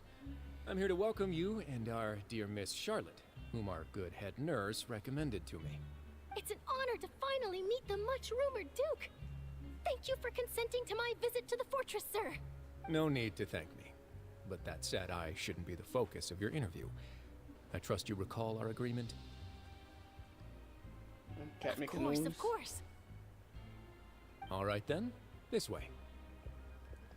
It's pretty amazing. Hey, no need to be so nervous. I've already taken all the photos. Are you immersed? You mean underwater? Charlotte, do these pictures really need to be published on the cover of the Steambird? It would seem that Miss Lorvine doesn't want her face to appear beside that of Mr. Jurier. You mean underwater, right? Sir, please don't say things like that. But it looks like dear Mr. Jurier denies it. Might this interview be very important to you then? No, I just... This is my first time being interviewed, and I'm very thankful to the Steambird for... Now, I might not look it, but I actually did meet Mr. Edwin once. And I'll be honest, I enjoyed chatting with you more. You've definitely got more of that genius vibe going on. The boat that brought about a miracle, the ark that saved the people. Why, you recreated a myth back there, like an emissary of legend. Still, if I might ask, where's that flying ship now? Huh! Looks like Charlotte's trying to get herself another exclusive scoop. I have to apologize, but that ship is presently just in the bowels expect me of to our see me shortly I'm after I afraid get it this won't done. be easy for you to get a shot of it.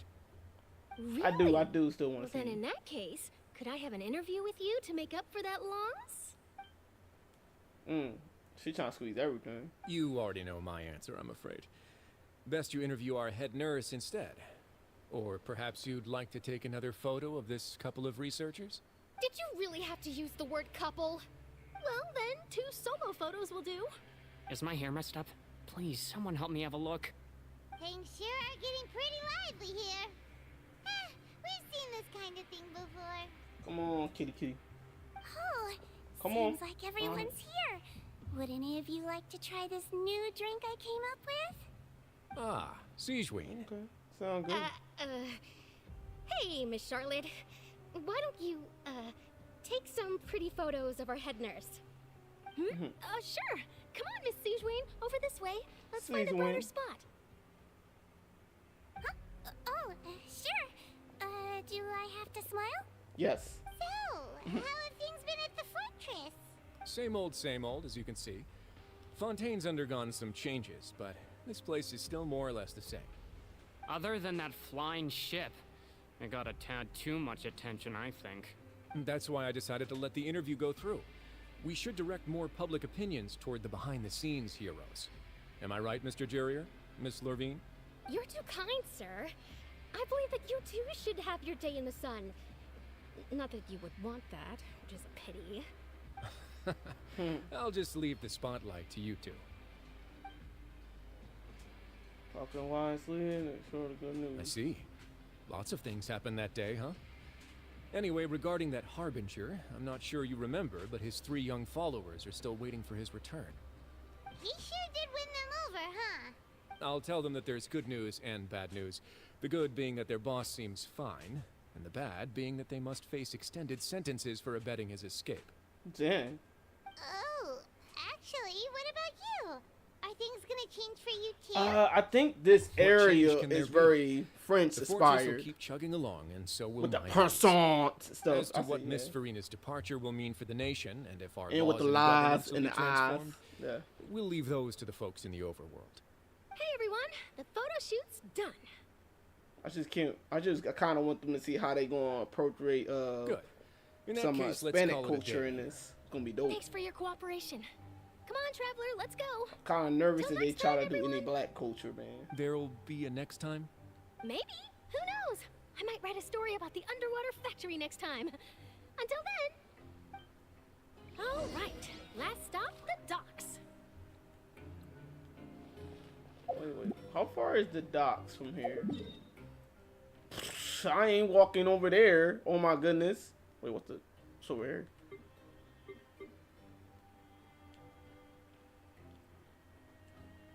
Oh yeah, the dots. That's where I came in with, man. Dude. Still remember the first time I played this game, man. Kitty. Oh. Free book, let's get it.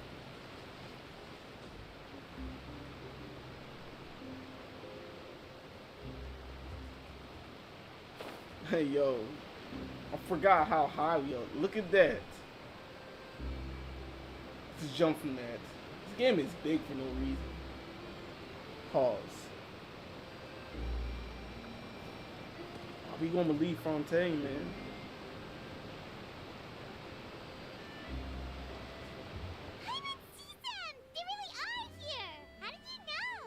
Navia mentioned that she stayed in touch with Linny and the others after working together. Apparently, they've been at the docks distributing these strange pockets the whole time since.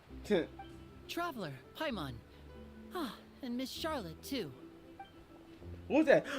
Miss Charlotte, too. What's like a going on magic with you, pocket? Miss Charlotte? What's going on, man? What sort of gadget is it? It's a wondrous bag that can be used to carry many things. The water level has returned to normal, but if you see any of your things floating around, you can use this to carry them. Or you could trick a friend into doing it for you. Trick a friend? I wonder which of my friends would fall for that. Ain't gonna be me. You could just make a friend like Fremine here. Isn't that right, Fremine? Is this what you meant by, I'll help you make some more friends? To be honest, that sounds pretty sweet. Could I have your contact, please? Sure. Please, write down my address. Lynette sure is working hard to help Fremine socialize. He was the one who proposed doing this. He even wants to assist in our magic shows. Sound like that would suit him. Yes, I was planning to first introduce Pear as an assistant, and later Fremine himself. In the future, I think we can leave underwater escape magic to him too. That said, would anyone want to see a diver escape underwater? Yeah. You might want to hold off for that for like it'll a couple work of out. years. Every journey begins with the first step. He'll become a part of our show eventually. Lynette, could you come over? Miss Charlotte says she wants to take a picture of us. Got it. My, that Charlotte is rather perceptive. She got rid of everyone the moment she realized I had something to say to you. So, how have things been, Traveler? Been doing alright, bro. Father says that you did a great deal during the latest events. She's very grateful for your contributions to Fontaine. That's alright. We were more than happy to help. So, what's she doing now? Oh, I guess you haven't heard. Well, after Lady Furina left, Father and Monsieur Neuvillette opened negotiations, during which he gave Fontaine's gnosis to her as a diplomatic gift. Oh. A diplomatic gift? Yes, I was quite surprised at first myself. But when I thought it over, there were actually a number of things going for it. Okay. So like let me tell you how frustrating that is. So like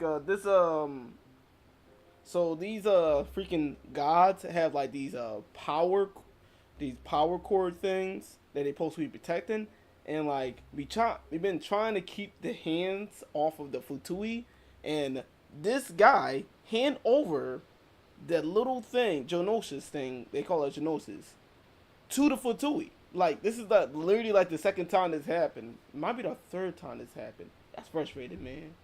They going to destroy the world, and then like they gonna be mad. They gonna like, you handle them the power, man. It could have been done as an apology for the incident with Lord Child, or as thanks for his help in tying the all-devouring narwhal down. That's bull. Furthermore, crap, Father did also lend significant aid to Fontaine and Poisson. Poisson? Well, that's true, but this is a gnosis we're talking about. Doesn't this seem a bit irresponsible? That's what I'm saying. I would agree, but I've also heard that it seems that Monsieur Neuvillette has had a significant change of heart regarding the matter. So there's some reason for this that only Neuvillette knows about? I suspect you'll have to ask him about that yourself. Ah, yes, speaking of which, I did see him strolling around the entrance to the Fortress of Meripede a while back. Isn't he real busy and stuff? Paimon didn't think he'd have the time for that. But back to the topic. The gnosis was He gonna have to throw some hands, What man. about Child? They say that he's returned to Snezhnaya to recover from his wounds. I hear that the recent disaster really did a number on his health. My man was fighting for his life for weeks, man. I don't know how long he was fighting that giant whale, man. Well, I guess I can now call him one of my war buddies. That's true. When you think about it, we've had loads of run-ins with the Fatui. To think we'd be allied with them this time. That is so weird. Shocked by such a simple switching of sides? Who's that, the father? Yeah, that's the father. Father! Well, what do you know? Come to the docks to see how my children are doing and meet the traveler by chance. Please do not pay my accomplishments in Fontaine too much mind. I would have done them regardless. Are you going to take the gnosis back to Snezhnaya? That is our duty as harbingers, yes. Don't be too preoccupied with sides. The goal of the Fatui concerns not a single place or person, but the entire world. With such a grand goal in mind, it is inevitable that we must wear many masks. Switching my masks is something I've always done. Will you keep your position? Well, that depends on many things. No one truly knows what the future holds. What good is honesty if you can't rely on it forever? As for you, I very much look forward to our next collaboration. Good things cannot be achieved alone, and you've proved yourselves to be great partners. Actually, I just remembered something. Please help us deliver this. A vision? All right. I'll remember to return it. Thank you for keeping it safe for him this entire time. Of course, that's the homie. And that's a wrap for me. Huh? You're... Greetings, Miss Journalist.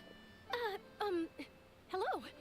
If I'm not mistaken, there are diplomatic channels I'll need to report to take a photo of you. That is correct. So forgive me, but I will not be able to serve as a subject in your article. However, feel free to write as much as you'd like about our dear magicians and our upcoming rookie talent.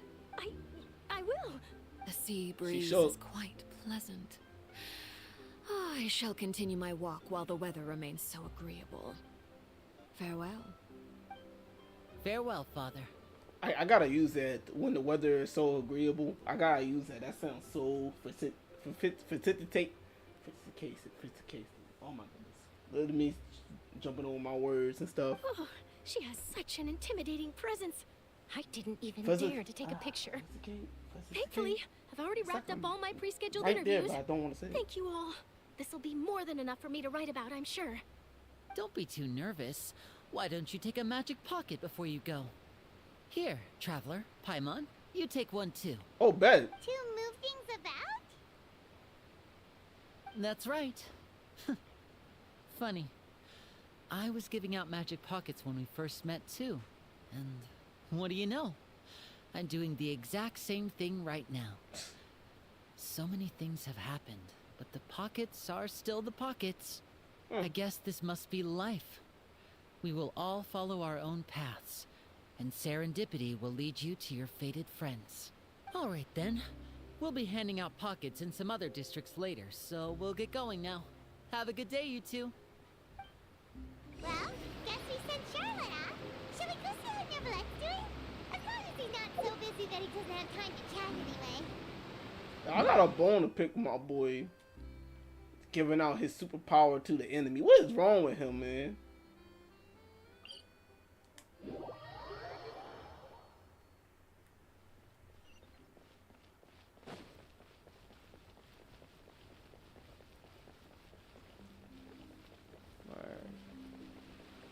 I don't know when this is going to end, man. Like, oh my goodness. Oh, bet.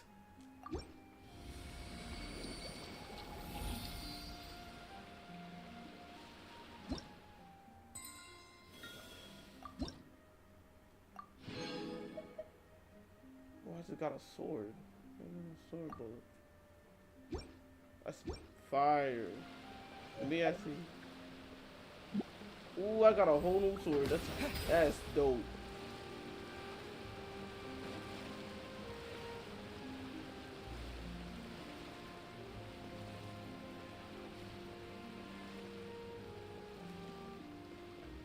Alright. I like how epically big this place is. Ooh, he really is there. Look how freaking grand this place looks, man.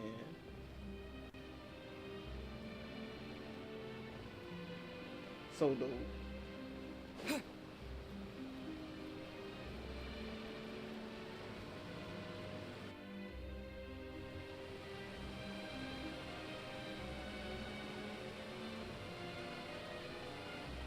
you really are here, Neverlet.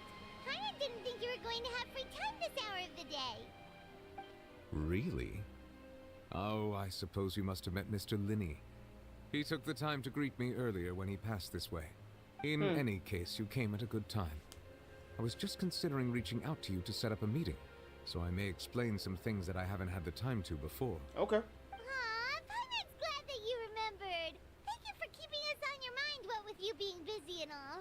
Alright, let's have it then. How was Fontaine actually saved? The whole business is still quite the mystery to us. It is strange how words can often leave a bitter taste in the mouth when it finally comes time to say them out loud. Huh. What did he do? Forced to use an endless power to save the Fontaine. Whoa. So that's what happened? I guess they want to animate that. I only saw the part myself. Fusillor destroyed the divine throne of the Hydro Archon and restored your power to you, transforming you into a fully fledged elemental dragon sovereign. But Paimon still doesn't quite get what you did to save the Fontainians from dissolving. For me, the authority of the ancient dragons refers to absolute control over the hydro element. Fontainians were incomplete humans born of Egeria's use of the power of the primordial sea, with constitutions similar to that of mimics. But so long as those primordial energies remain within them, I could use the ancient dragon's authority to grant them true blood, after the fashion in which life was first brought into being on this planet. In other words, when I gave my verdict, Fontainians became true humans, and thus would naturally no longer be dissolved by water from the primordial sea. Focalor must have counted on you to make that decision as well. Your verdict was the key to making the prophecy appear to have come true while saving everyone. You could say that if it was that moment. Yeah, and in a manner of speaking, Focalor finally managed to fulfill the original Hydro Archon's wish to turn Oceanids into real people too. It seems from your expressions that you still have more things you wish to ask. I guess. Ask away. I will tell you the truth as I know it. Okay. About the intel verdict, that was passed on Child. I have investigated his case along many avenues, and I have learned that he once fell into an unknown chasm when he was young. There, by chance, he awakened the all-devouring narwhal. But whether it be by sentiment or reason, that should not have been enough to consider him the root cause of the disaster. At most, he would have had tangential liability. As for the judgment passed by the Oratrice during the trial, whether it was due to that liability by association, or Focalor deliberately using him to buy time for us on the assumption that he would be able to hold the creature off, I cannot say. Guess Focalor had Fontanians in mind the whole time. In the end, it was thanks to her that they finally became real humans. Hang on a second. Paimon suddenly got another question. What's up? Back when Fontanians hadn't yet become real humans, were the children they had also transformed Oceanids? Life has always flowed like water. Do you recall how Fontanians would often come to the Fountain of Lucine to pray for children? Yeah, Lynette said the fountain is where all the waters in Fontaine converge. In truth, even those couples did not know that such prayers were no mere custom, but instead a form of ritual. Those Oceanids who were blessed within the spring water would later descend as new humans in the coming months. Paimon sorta gets it now. Either way, seems like this ritual won't be of any further use, but it'll probably live on as a local custom. Ask away. Probably. I will tell you the truth as I know it. So, what about the future of the place? Yeah, about that. Risley said Furina has already left. What's that all about? Ah, Lady Furina. The people are only aware that her death sentence has not been carried out. She abdicated the post of Hydro Archon and left affairs related to that title to me, before leaving the Opera House. I related Focalor's words to her faithfully and completely. After hearing them, she seemed neither saddened nor comforted. She simply said that she was tired and needed to rest. Jeez. Having said that, she then packed her things and moved out of the Opera House, not unlike how an ordinary person might. But she's still got a place to stay, right? You need not worry. I will make arrangements to ensure that she will not want for food, clothing, board, or travel. Okay. In truth, I am somewhat happy for her. The wear and tear on her spirit will, of course, take time to heal. But now that she no longer has to play the role of Focalor the Hydro Archon, she can finally lay down her burdens and lead a normal She can life. relax now. What about you then? What are your plans now that you've regained your full powers as the Hydro Dragon? After Focalor passed on, the Oratrice also ceased to function. This matter will directly affect our trials. Yep. After much careful consideration, I've decided to take over its role in our courts. Okay. From now on, I shall hear cases and pass verdicts by myself. Looks like you're still considering stuff from the perspective of the Udex, huh? As an elemental dragon, there are indeed many things that I must do. But this power and this duty, in a manner of speaking, you could say that both were granted to me.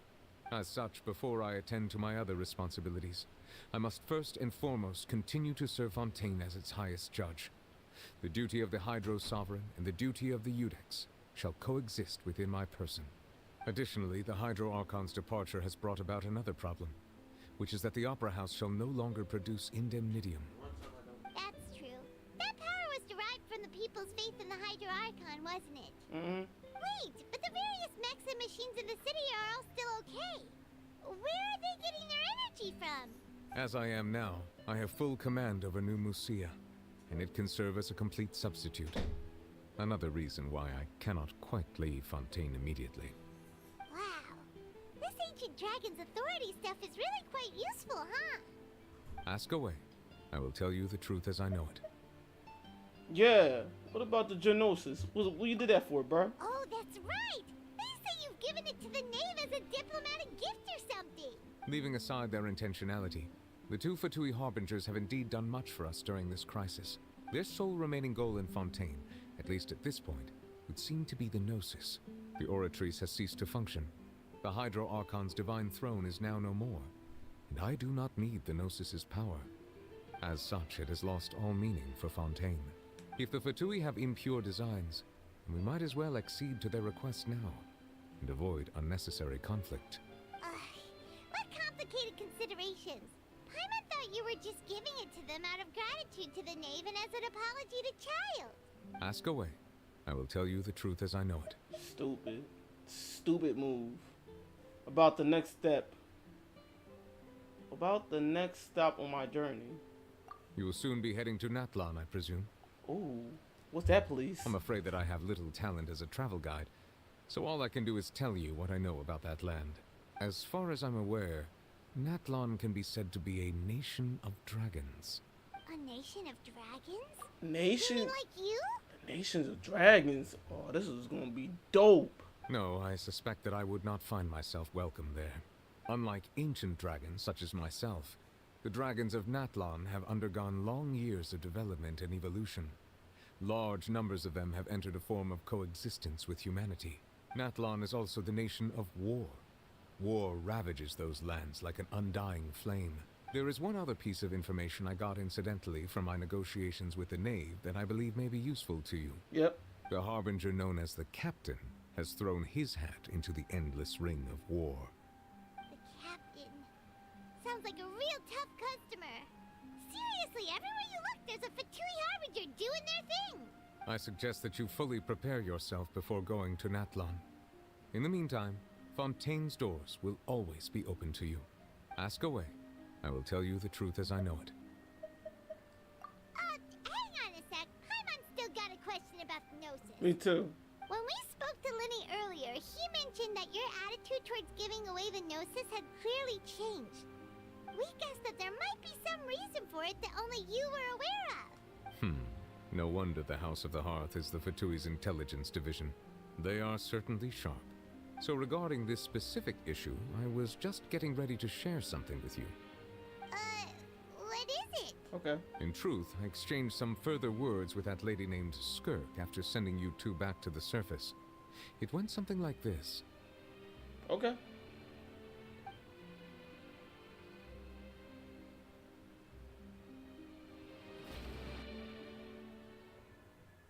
Okay. Well, we're going to head topside to see what's going on. You hurry over soon as well, all right, Nervalet? What next? The all-devouring narwhal isn't here, so I'm no longer getting any interference. I can finally catch the scent of your power, what it's made of. It is the authority of the planet's primordial dragons, but with something very similar to a god's curse mixed in. It's quite a novel blend. I'm sure I've encountered something like this before. What was it again? I do not know what you speak of. Ah, of course. How could I forget? You should have the remains of the third descender on your person, yes? Remains? I've never heard of any such thing. Huh. According to your parlance, I believe it may be called a gnosis. Well, that much is true. After Focalor's divinity faded, she handed her gnosis to me. But I fear I have never heard of it described in the manner that you just did. I've been training with my master, the Foul, ever since I was young, and I have never returned to the surface since. So most of the information I possess, I got from him. It is only natural for those who are greater than humanity to possess a different sort of common sense, which is why there are so many problems in our attempts to communicate with humans. Regardless, you should probably get rid of objects of misfortune to prevent any disasters from befalling you. To live in itself is a blessing. But once a person dies, the bonds he once had with this world shall all turn to curses. What do you mean by that? No need to fret. These are just my personal thoughts. And my reason for no longer wishing to return to the surface. This third descender you refer to, who are they? And when did they die? Master never mentioned them to me. Perhaps it just wasn't that important for me to know. If you're interested, though, I could ask him. I'll be sure to pass the answer on to you next time. Next time? You believe we will meet again? I do. Wait. I have a disciple of my own, don't I? He can be the messenger then.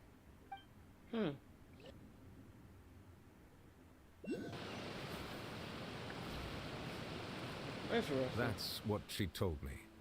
Whether it would prove useful or not, I wanted to pass that information on to you. The remains of the third descender? So that's what the Gnosis actually are. Paimon just thought they looked like chess pieces. How could they be a person's remains? All the same, assuming that there was no misunderstanding or special metaphor at play, that is what she meant to say. And she said that it would bring misfortune and that you should check it, which is why you gave it to the Fatui. If she speaks the truth, then I would simply be putting Fontaine at unnecessary risk by keeping it here. Descendant. She means one of them. I am the fourth descender. One of the Genshin renamed descendants. I had guessed that you might already be familiar with this concept, but I did not expect you to be one of them. That means that the Gnosis, which are exceedingly element compatible and can even enhance elemental abilities, do indeed come from the third descender. I wonder, does your body also possess similar properties? Like being able to use elemental powers without a vision. That does sort of count as special compatibility, right? No, let's not think about this stuff right now. It just feels creepy, comparing the Traveler to the dead third descender and all. Don't worry, I won't die so easily. That's what you say, but this topic still feels like bad luck. Once Child recovers, let's get some more answers out of him. Or go look for his master and get the answers that way. I too believe it unwise to make too many blind guesses when information is lacking. The same is true of being at court. Sure. All right. Whatever the case, it seems like the crisis here in Fontaine's over for now. Yes. All of Focalor's efforts were for this moment as well. But she sacrificed herself in the end as a god, and she suffered through all those years as a human. Was that really what she wanted? I suppose that would be the mystery of a god's will. Can you understand the will of the gods? I suspect not. But once in a while, I too would guess that if wishes were like the clouds in the sky, they will one day return to the earth as raindrops. Life flows like water, and rain is the final answer. The water levels may sometimes tilt one way or another, but the rain falls fairly upon all. And what, ultimately, is the difference between the rains that fall upon all of us?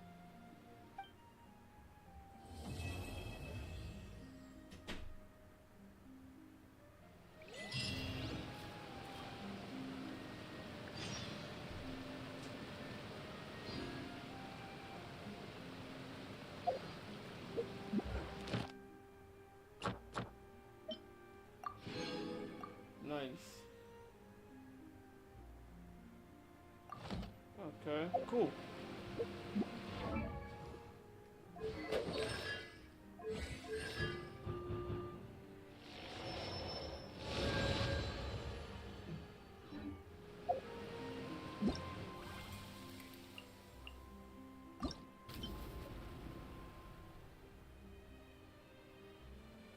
Okay, let me take a picture of that real quick.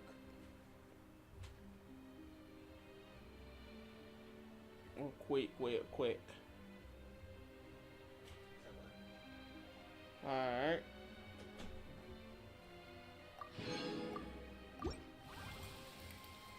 Nice. Okay.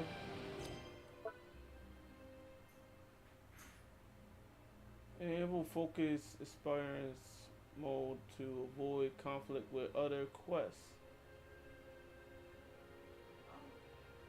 Oh, okay. Enable for the okay, there we go. Enable focus experience mode to better experience this quest by avoiding conflict with other quests, local characters, and everything. Oh, I will very much love to do that actually. Thank you very much. So, bedtime story. Wait. Wait. Cool. But, real rap, where this thing taking me, though? Back over here? Oh, that's dope. And they can't dream over there. Okay. That's pretty dope. Alright.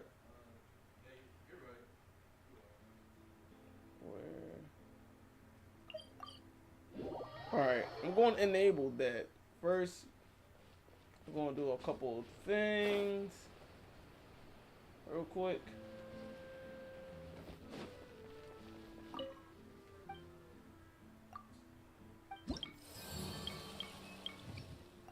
Give me that. Alright. Okay. We're gonna go back to Monster.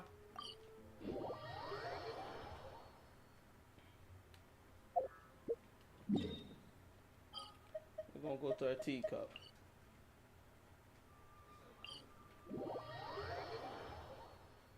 Oh man, dude. This had been a very long stream. Oh my goodness. Alright. Let me actually take that off real quick. You are in co-op. Why am I in co-op mode?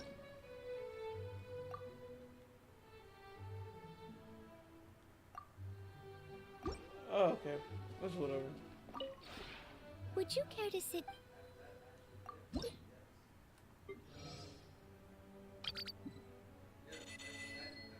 Nice. If you ever Yeah.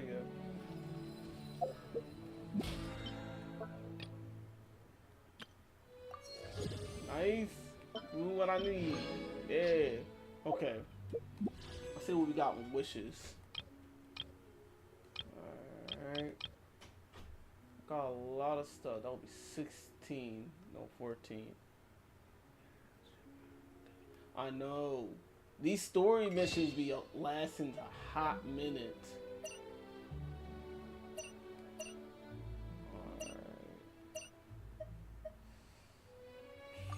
This one. Okay. I'm gonna do a little thing. 12. Oh, yeah, we can spare that. Good. Alright. We're gonna do a roll for some characters. I'm actually kind of mad. I already got that guy. Alright. Got Bo. Cool. Sorry, sir. Were you looking for me? Who that? Hello. I'm Sethos. What can I do for you? Actually, you know what? This seems like more of a sit-down conversation. Come with me. I know a good place. That's dope. New character, yeah.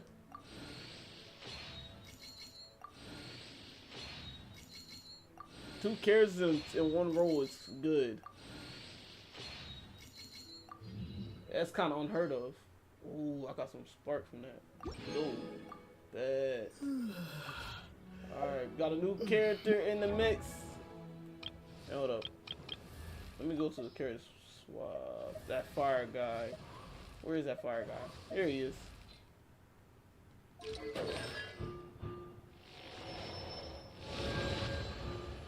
Okay, cool. He need to get strong. I need to start messing with these characters, man. Go back here. New guy. Hey.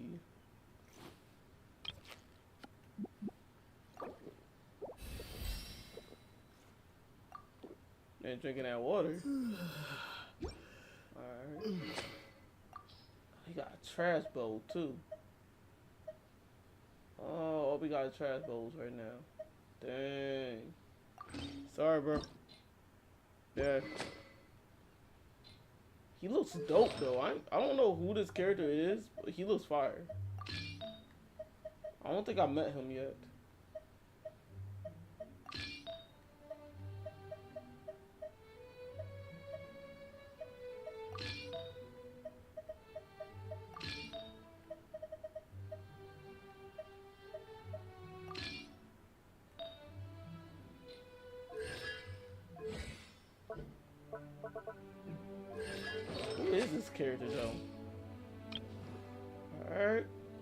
Nice. We did all we needed to do. Got that done. Listen. And Ben had a good long stream. Good long stream. Oh my goodness. Alright. So this has been another Laugh Out Live. A little short. I'm PT Short, and yes, I just got done playing Genshin Impact. Oh yeah. So yeah, just gonna end this gameplay. Try to relax after this. Round myself a little bit down. Got a lot of stuff to do before I, go. But yeah, this has been a very, very, very, very refilling journey. Next time I'm gonna play Genshin Impact, I ain't gonna take a break from the story, the main story. Cause I gotta do some side stuff, you feel me? It's gonna be very cool to go into that different land. Or should I do the Archon mission again? I want to put a poll out. Regular story stuff or Archon mission stuff. I'm gonna put a poll out. But yeah. This has been Genshin Wednesday. If you like your video, to leave like, comment below, and let me know when you see more stuff like this or other stuff. When you're new here, hit that subscribe button, bang that bell, get notified next video in live stream. So I got nothing to say about that now. Alright, thanks for watching.